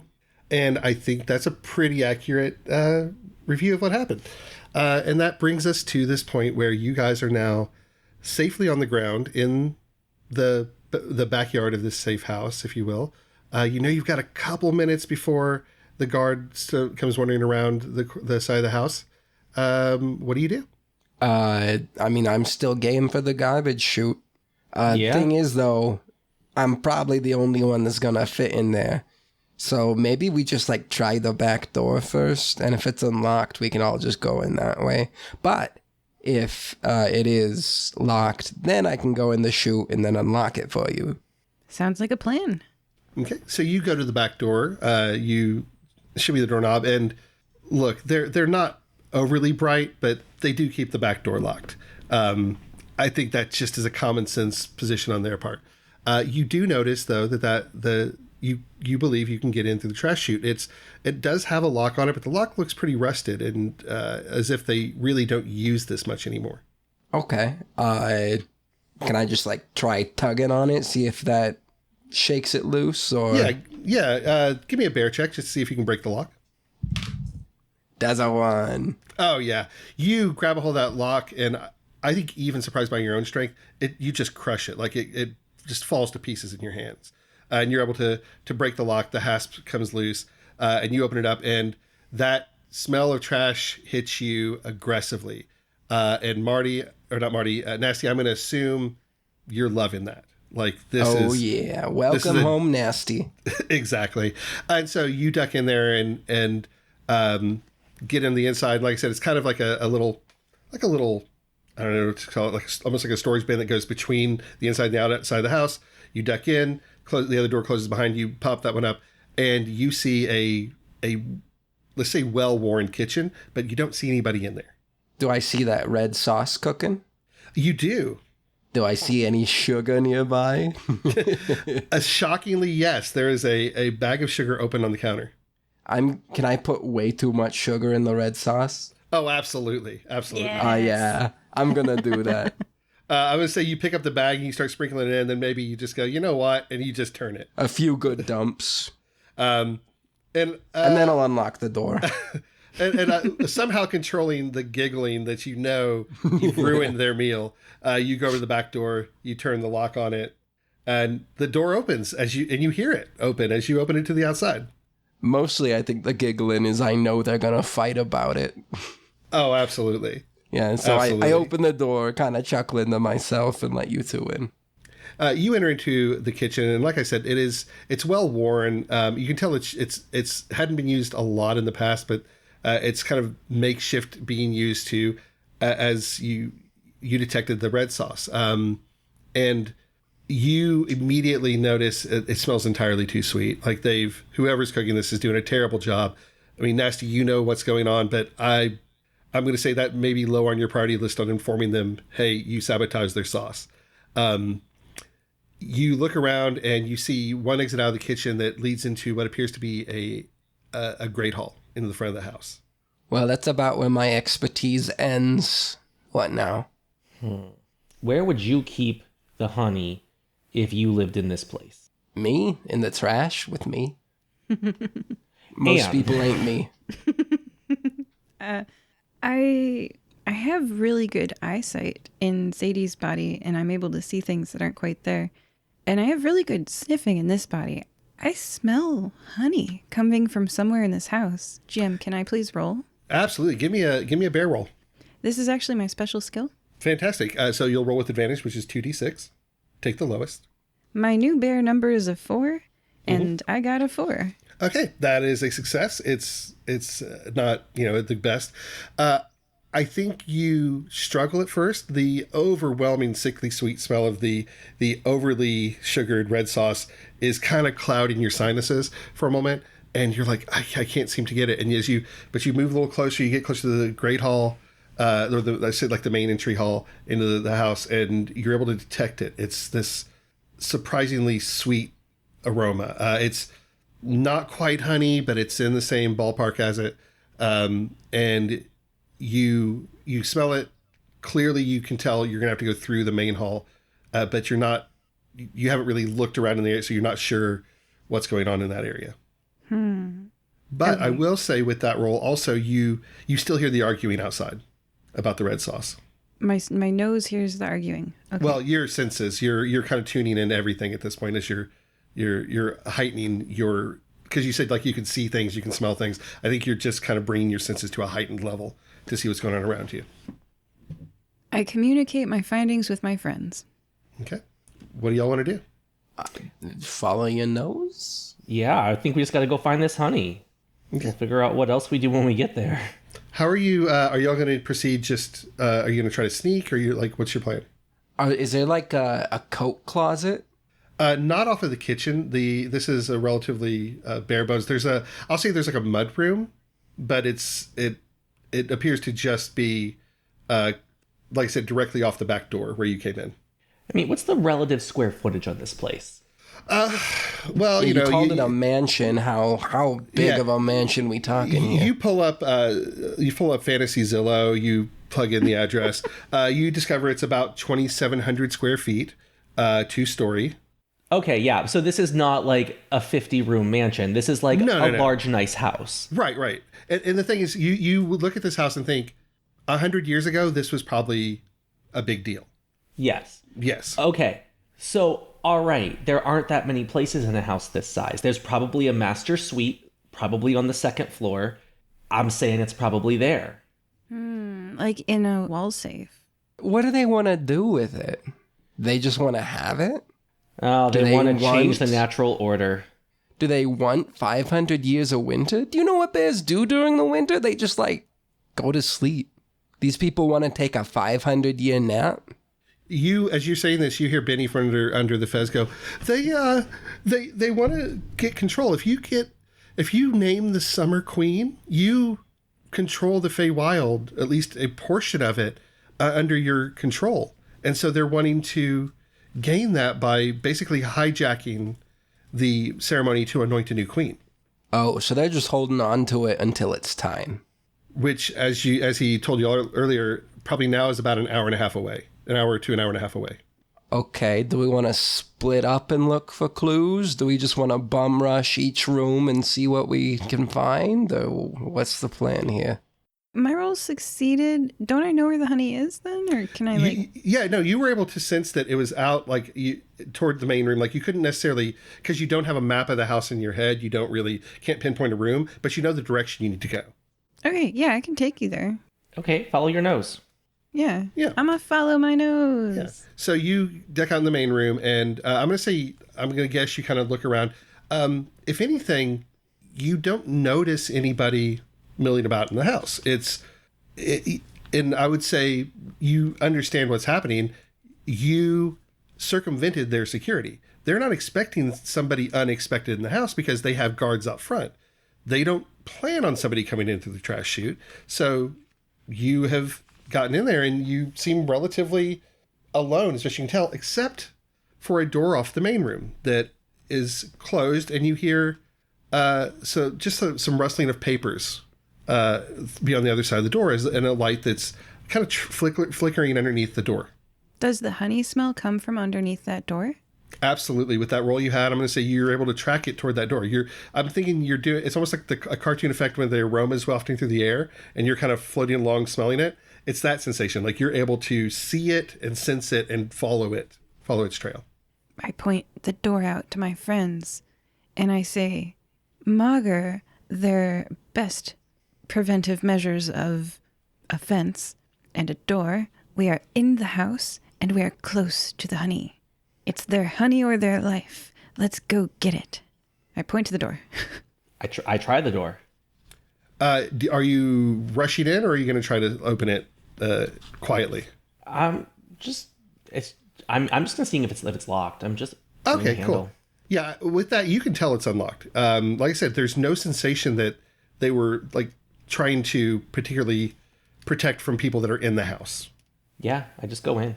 Okay, you go in and I'm going to say you get the jump on this because they're not expecting this. You walk into... I'll follow suit. Yeah. Bears rush in. Bears rush in. Fantastic. So you enter into what was clearly like a parlor for when they were going to be meeting with guests. It's very dimly lit, a single lamp casting a long shadow that sits on a cluttered desk and piles of documents that are there kind of scattered about. The walls are adorned with portraits of grim-faced ancestors, their eyes following you as if they were haunted almost. The creepy paintings you've seen before. Behind the desk sits a bear who has a honey-colored suit on, looks up immediately, seeing you. Is it just him? Just him. I take my hat off my head and hold it to my heart, and I go, "Boss, we found Benny the Bee, but he got away." Oh, interesting. Give me this is a criminal roll. You're going to be trying to deceive them. Not my forte. Well, before you roll that, any of you guys want to do anything to try to back him up, give him advantage on this? We have a fact about him that lends credibility. So I'm going to chime in.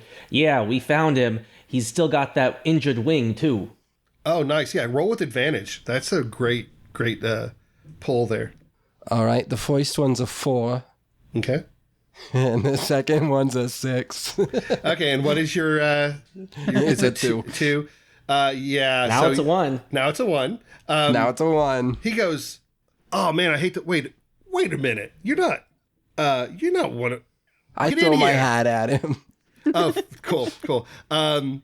That's just an action. He's like, as he's like, and then off of a side room, which is clearly out of the bathroom, you hear a toilet flush, and then a bear that's about, I'd say, about 1.5 times the size of Marty walks out of the bathroom. He's like, what is it, boss? And you see this enormous polar bear come out of the bathroom, and the guy behind the desk is like, where are these guys going? Get it! Come on, we gotta get out of here! And you see him immediately start, turns behind him, and you notice as he flares his picture back, there's a safe back there, and you are being rushed by the polar bear. Gotcha. Now is it time for a fireball? Is polar bear. He's weak to fire. That's up to y'all. Get him. All right, I'm up. And then I started blasting. Then I came in blasting. Yep. Give me, that's going to be, like I said, a criminal roll, because we're going to treat it as not bear. Gotcha. I got a 2. A 2, and what's your number? I think it's still 4 and 2, isn't it? I think that sounds I haven't right. failed one. Okay. So, so this one succeeds. Yeah, you remember last time the challenge you had, manipulating just these stubby, meaty fingers, and so you take a little more time to focus. It goes off a little slower than you're used to. Probably a frustration for you as you're like, no, I'm normally much better at this. But this time you channel that energy. Where do you launch the fireball? Okay, so I blast him with this big. It's not very focused. I'm not very good at that right now. It's just a big plume, and it explodes out and hits that polar bear right in the chest, and he just zooms out through and gets thrown out the window by the force of the concussion. Yeah, it goes off, and as he's charging you, that blast goes out. It pushes him straight back in the bathroom, and you see exactly what you described, the window on the back wall of that bathroom. He hits it, flips backwards, he's out the window. He is, at best, outside the house trying to get back in. At worst, probably unconscious. You hear behind you, which makes sense from this loud percussion, somebody messing with the front door of the house. And you realize it's probably those two guards because they hear this. You have a couple seconds to act. Okay. And the man behind the desk is, if a bear could go white, and I mean, obviously a polar bear functionally does, but this is not a polar bear, could go white, he does. And you see him like, what, and he's freaking out. He's like, whatever you did to Tony, just look, what do you want? I'm sorry. Open the safe. Sure, of course. Your honey or your life. What? I don't. Open the safe. I don't have hunt. Okay. We know sorry, it's here. Sorry. And so he's fumbling with it, and it takes him a couple tries. He's obviously very nervous. He gets it open, and when he opens it, you see this beautiful, ornate vial. Looks to be crystal with gold decoration on it, glowing a bright honey yellow color. And he's like, "What? You want this? Look, I don't even know what they want it for. They just put it. Just take it." And he tosses it to you. Okay. I have an idea. I'm going to hand the honey to Anne. I accept honey. Good. I know you love honey. All right. I have an idea. We're going to go jump out that bathroom window. It's only one story. I was thinking the same thing. We're going to land on Tony. I'm going to go first, and then I'll catch you two. All right. Let's go. Yay. Cool. Yeah. Look, I'm just gonna say, yeah, this is a plan. Well, no, we're gonna call this just a bear check. You're doing something physical. I don't see. Yeah. Like, so yeah, give me a bear check just to see how well you land on Tony. I got a 3. A 3. Yeah, he's a big fella. Yeah. You jump out, you land on him. You hear, oh, what did I do to you guys? And he's just laying there now, holding his stomach and his head from the percussion. You bounce out one after another after him. I think about the cartoon, The Gummy Bears. Like, you're basically bouncing off him like that. About that time, the other two rush around the corner of the house. Give me bear rolls from all three of you. A 4. That's 5. my bear number. 5. Okay. But I have 5 bears, Perfect. so I'm good. And what about I fail. you? You fail. I think this actually is kind of funny. They round the corner and they immediately see Tony on the ground, bordering on consciousness at this point. And Tony is like the big enforcer for them. And you see them start to get a little intimidated, and they see you, Marty, and you're maybe not your normal intimidating self, and they're like, huh? And then the other two of you kind of step out from behind him, and they realize We they're fall out. through the air. We land. Yeah, But no. like he's by himself, and then the other two of you come pounding out, just like landing it perfectly, and they're like, I didn't see anything. Did you see anything? No, I didn't see anything at all. Yeah, I didn't think that nothing happened here, right? Yeah, that's right. And they duck back around the corner of the house. Hey, wait, something did happen. Someone's making that red sauce wrong. I told him it was, and you hear behind the corner of the house, I told him it was wrong. No, it needed that sugar. I don't know what you're talking. And then, congratulations, you have permanently distracted them for the rest of the evening. You've ruined their evenings entirely. Okay, what do you want to do? Are there any cars that are left unmauled? Say that again? Are there any cars left unmauled? Yeah, I'm going to say that you notice it's a little more run down. It looks like I would say probably an old sedan parked next to the house. All right, let's take it. Okay, cool. Who has the highest criminal stat still? Anne? Are y'all to use the same mechanic you did before? Wait, you both said something. Oh, sorry. I don't know what just happened. I was going to have Anne drive because I think she still has the most criminal stat left. Okay. Mine is a 2. Oh, mine's a 2 as well. Mine's a 1. Exactly. But wait, we found honey. You found royal nectar. Not the same thing. We can have a flashback to move 1 point from... You can voluntarily move 1 point from bear to criminal by doing a flashback in which you and the other bears plan. Yep. So if we plan to drive it... So this is a flashback to us getting out of the car, right?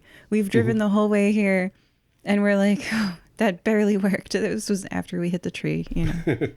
And we talk about ways to make it better. Okay, next time we steal a car, we go through the details. You're going to shift the gears. You're going to turn the steering wheel. And I think you maybe grabbed the owner's manual for the car that you had stolen previously. And I would say as you're walking up the house, you're still thumbing through it, learning the mechanics of it, going, oh, okay, now I see the mistake we made. And so I think, yeah, you've made yourself better at it. That's what the clutch does. Yeah, exactly. You're not grinding the clutch anymore. You get it. And then conveniently, you open this one, and on top of that, it's an automatic, which I think you get a sense of relief from that. So yeah, go ahead and move 1 point. Okay. I'm down to 3-3 again. And I'm going to say, because you're are you driving by yourself, or are you going to do the combo drive? Okay, you got it. Mm-hmm. Rolling to drive car while bear. Oh, that was a 6 though. Oh, okay. So you get in the car. You're like, I got this. You break the ignition. You pull the locking mechanism off. You turn it. It starts. Everything's great. You look down. This is an automatic. You were prepared for a manual. You attempt to shift the automatic like you would a manual, and you snap off the gear shift. So you're driving it in reverse. Oh, this whole following everything in the future, me with the car in reverse, I love it. Yeah. I'm like, hold on, everybody. And I turn around. I've got one arm around like the headrest, basically, like steering backwards. And so we now reenact a scene from Baby Driver where you're just weaving this thing through the woods. Give me, I'm going to say, Benny is telling you, okay, yeah, we got to get there quick. The clearing is, this is what they didn't know. The clearing about 3 miles through the woods here, if you head east, that's the where the official portal to the Fae is, and it's where the ceremony has to take place. And once they come across, the ceremony starts, and that's why they couldn't come over earlier. But I think there's probably going to be there now. And he directs you to it. However, I'm going to require you to make at least one good driving check to see if you get there without having to at least hoof it a little bit and chance of getting caught. Can I provide help, like, by maybe, I don't know, I can be using my little hands to clutch what's left of the shaft of the gear shift? Sure, absolutely. I'm going to say, yeah, we'll call it, you're giving help, and you're trying to get it back into drive for her to improve her driving. And so that'll give you an advantage if he's able to succeed, basically, is what your advantage will determine. All right. So you want me to roll dice? Yep. You're going to roll criminal with advantage. So that was a 6 and a 4, and that's 2 failures. Yeah. You're still going in reverse. This car is going to get wrecked. There's no way around it. So what that means is you're going to probably have to run the rest of the way. You're driving it backwards. I think maybe you oversteer simply because you're rear wheel steering, which is not what you're used to, as best you're used to driving. And you just slam this thing into a tree. There's no ifs, ands, or buts. It comes to a dead stop. At least you weren't going that fast. You were in reverse. You get out and you start hoofing it through the woods. Because of that happening, you're going to move a point. And you're running low on time. You're going to have to make it quickly to this clearing. But the good news is you have Benny with you, and he's able to direct where you're going. I have no doubt that we will reach this clearing on time. Like 0%. Well, that'd be cool, Jim. What if we reach the clearing a little bit late? Well, can our actions have consequences on the story? Very, very much it could. Ooh. So Or running. So are we going to, get a say on how summer happens since we're helping out here? Because if we do, what would we all what would we all ask that they maybe consider? I feel like you've maybe got the strongest opinions about this, Marty. Yeah, I mean, I don't really have to ask. I am Summer. So would they be changing how you is, or do they have to ask you for permission? Well, we sort of govern different things.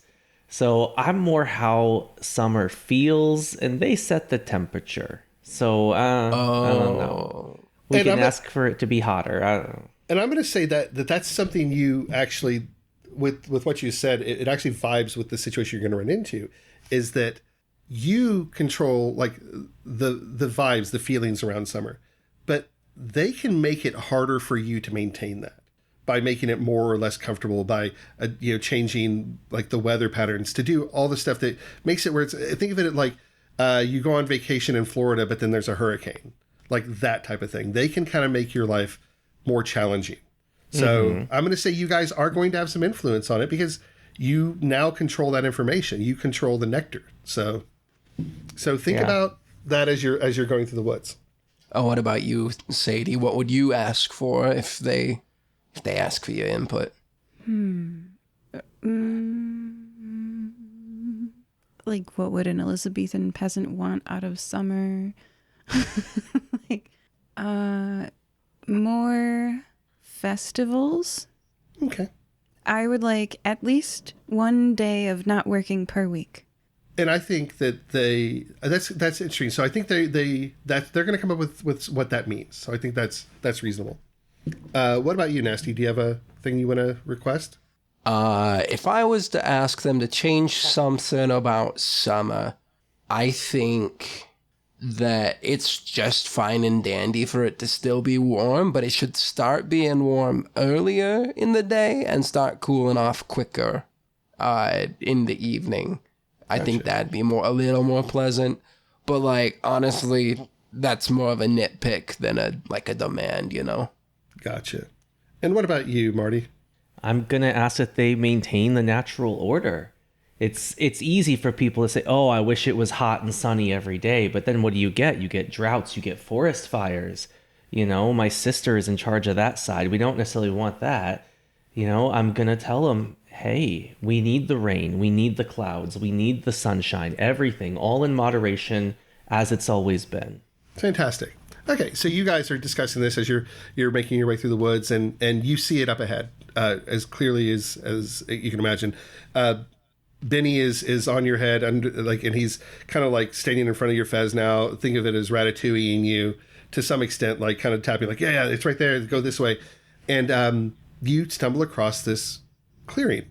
It's nestled deep within the heart of the forest, and you, even though you guys know Nicomoy well, you know the region pretty well, you're surprised you've never seen this. It is this beautiful forest glen in the middle of the forest. It is bathed in moonlight. The rain seems to just, the drizzle that you've been dealing with all night seems to just stop when you walk into it. It's the kind of place you stumble across by accident, but once you find it, it lives in your dreams forever. It's that type of beautiful. The trees encircle it, and you notice this, are ancient, older than they should be.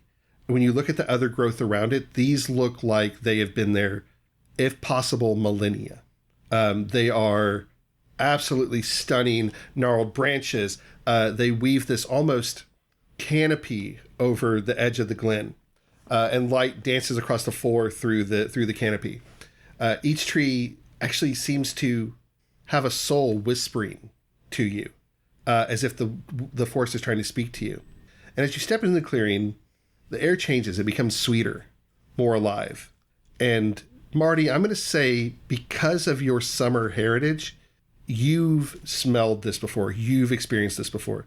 This is when you've interacted with the summer court. Because I'm going to assume you've interacted with the summer court of the Fae before. Oh, all the time. You know this. You recognize it immediately. That this is the influence of the summer court of Fae. And this must be where the portal to the Fae is. Because it takes a special break between the dimensions to influence your world this strongly, and they clearly are influencing it here. The grass underfoot becomes impossibly green. The dew on it sparkles like diamonds in the moonlight. It is stunning. Wildflowers almost seem to pop up under your feet as you step. You smell jasmine and honeysuckle in the air. It is incredible.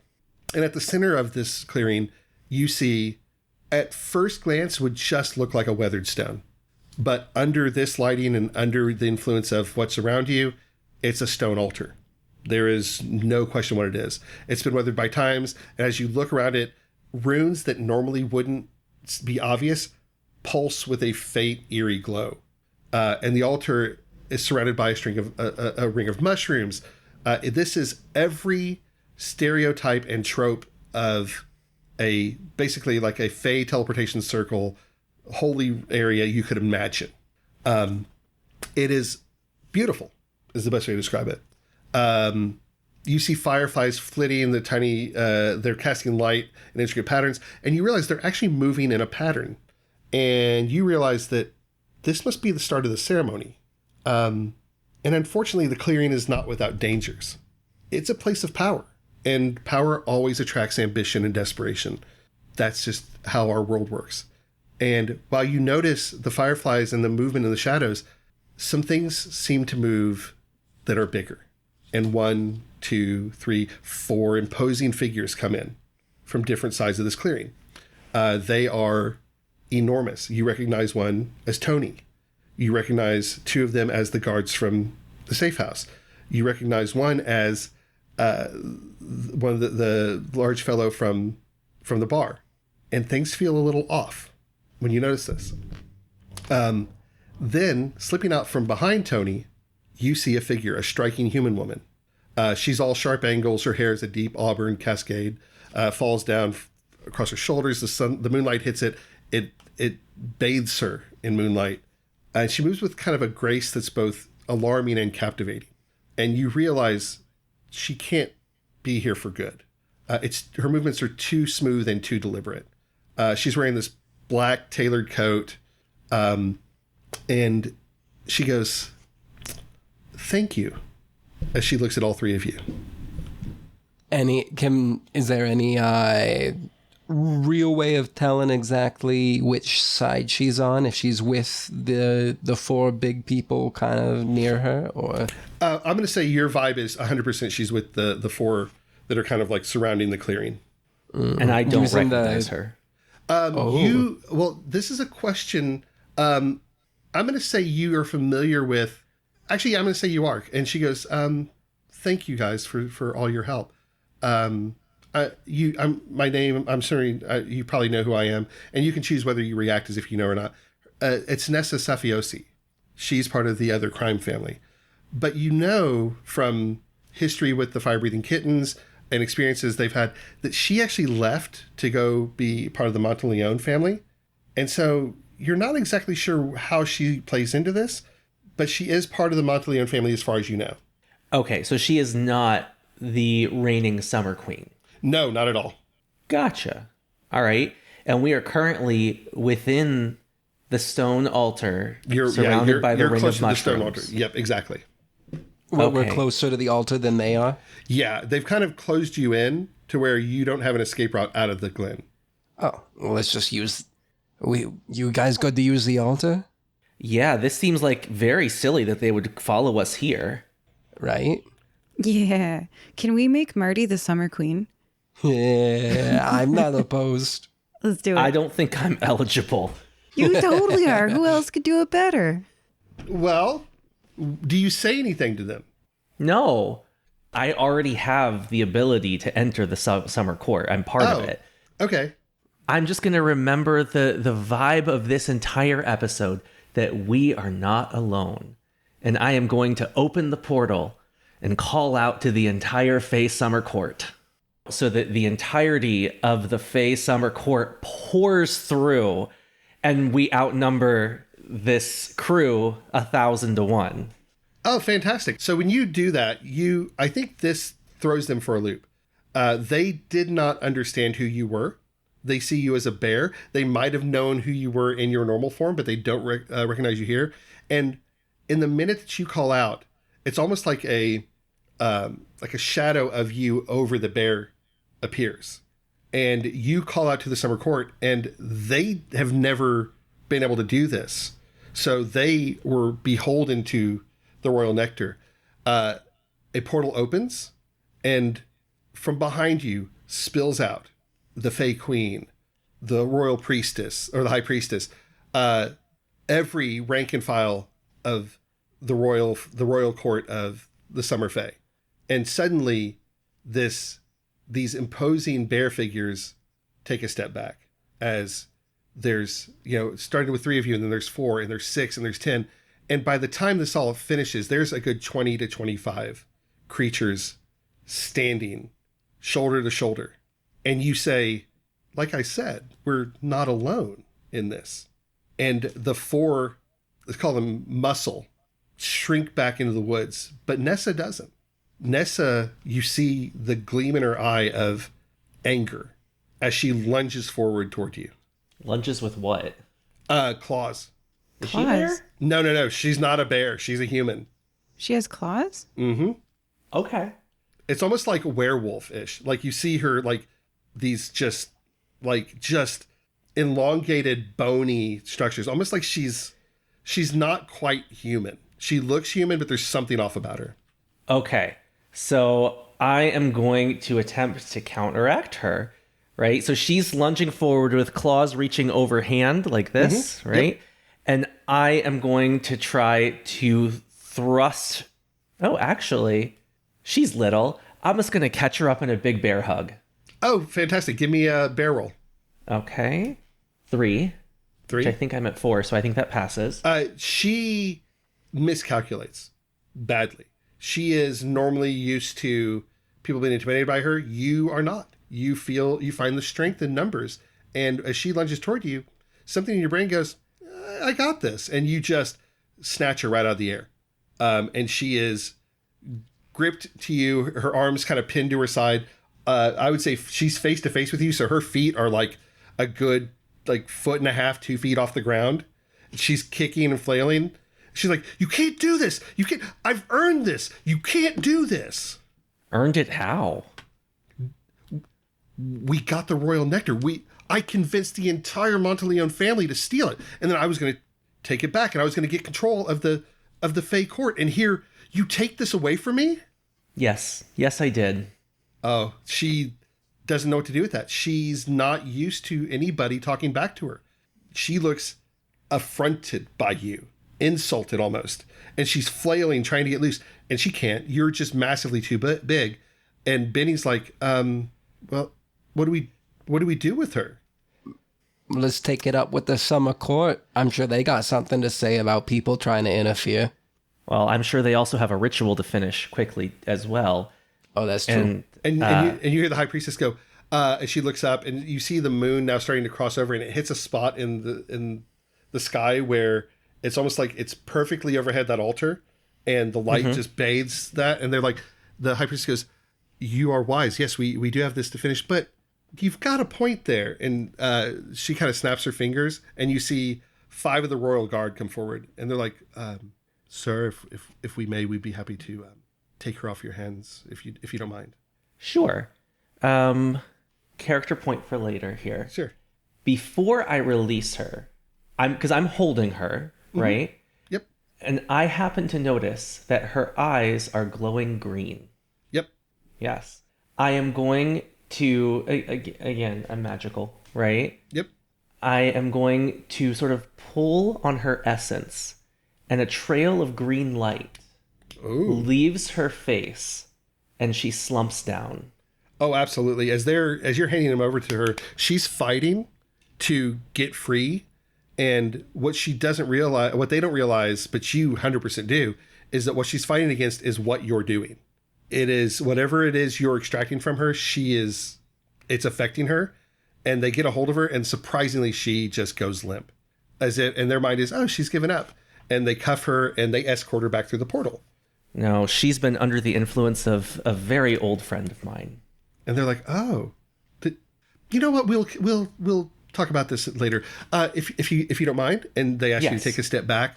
And as the moon reaches zenith, the high priestess reaches out her hand. She's like, we're gonna need the vial, and unless the 3 of you would like to do it, I don't have a problem with that. We kind of get a move on.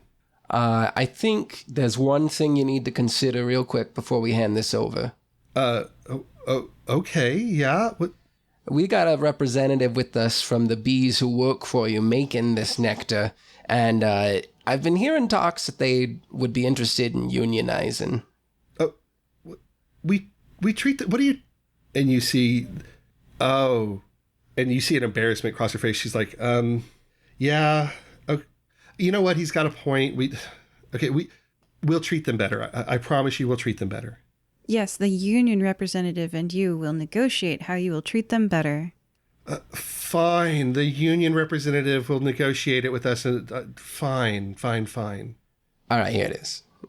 Whoever has it can get... Oh, I had it. I'm going to hand it to the high priestess. She takes it, she opens it up, and gently pours 2 drops out of it that hit the altar. And when it does, this almost, it looks like that portal you opened up, but it's more ethereal in its shape.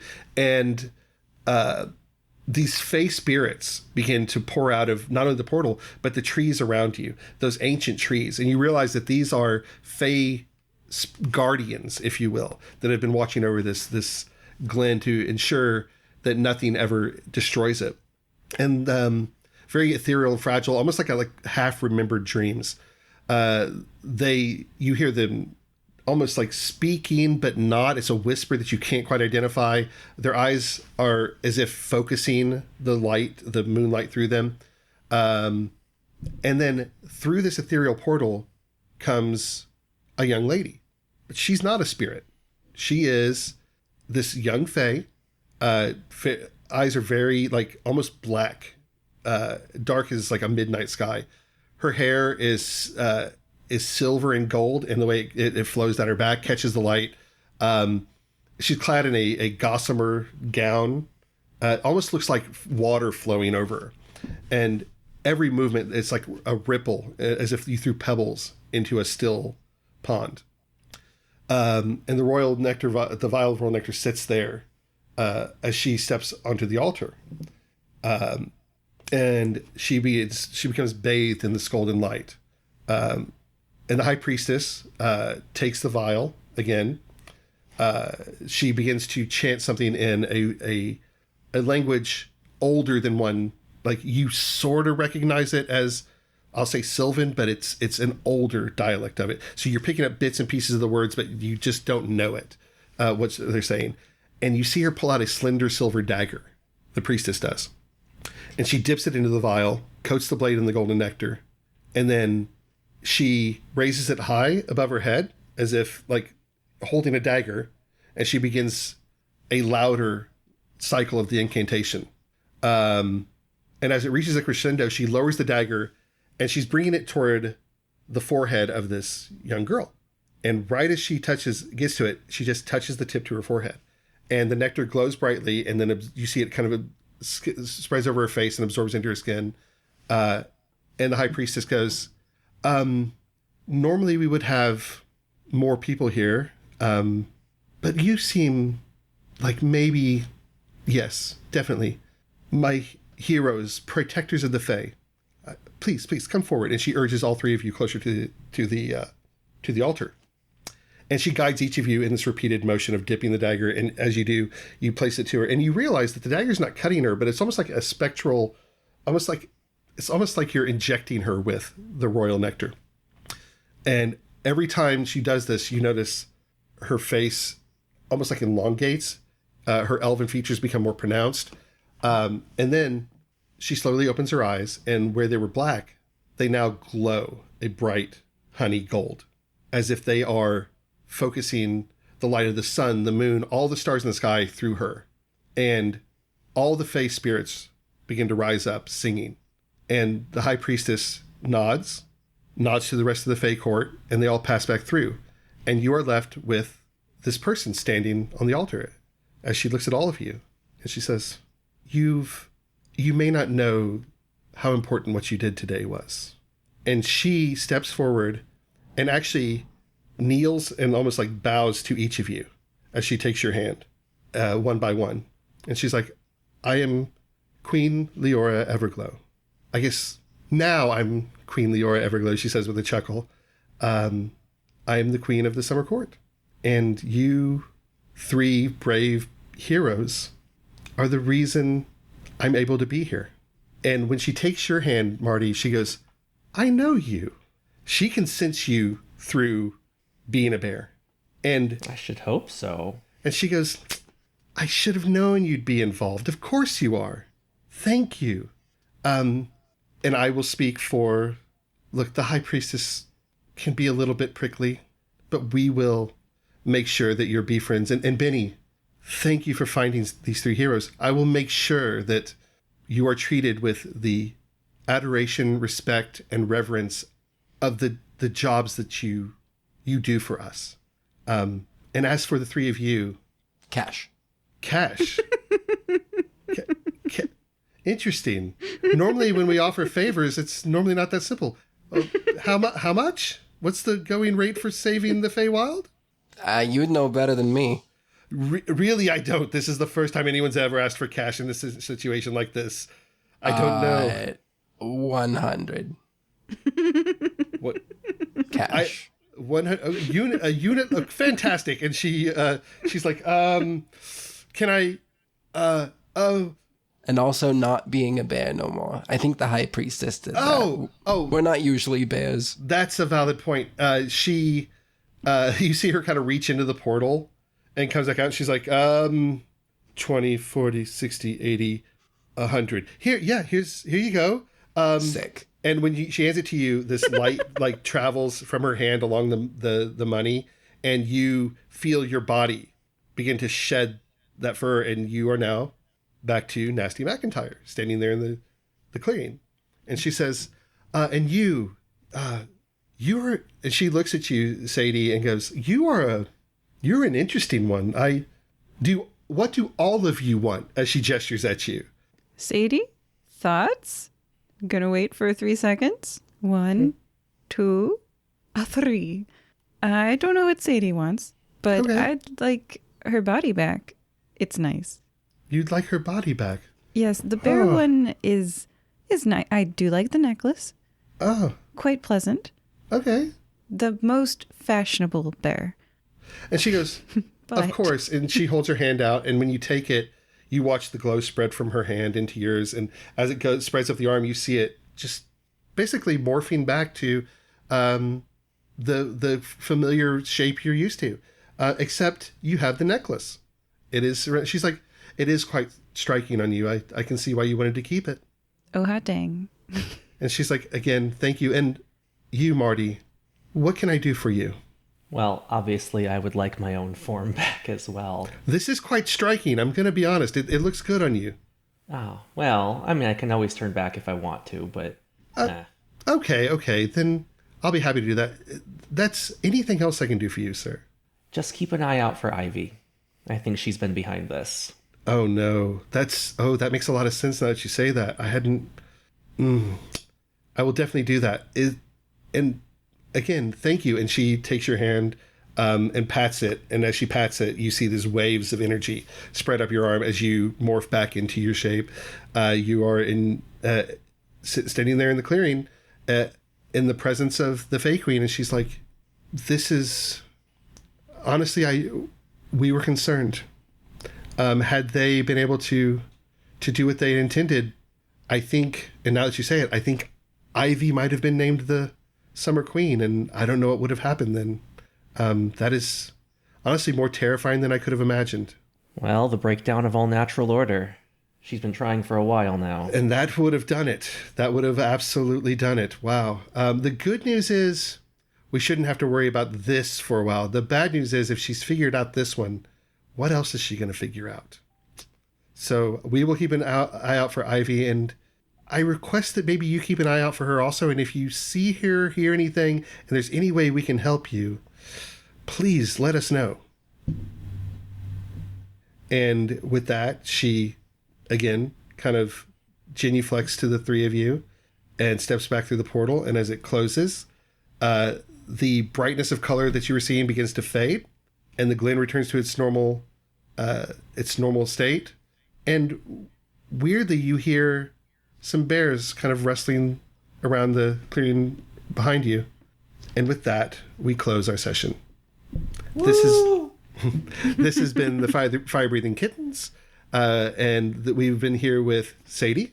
Bye. With Marty. I got money. Oh, my bad. That's cool. I was too excited. I jumped the gun. That's okay, Nasty. I think you got something else to tell us, right? Yeah, remind me what I'm saying. About the reviews. Yeah. Gotcha. All right. Well, if you enjoyed this episode, be sure to leave us a review on iTunes, and if we get around to it, we'll read it on air. Yeah, and with that, we say goodbye. Bye, everyone. Bye.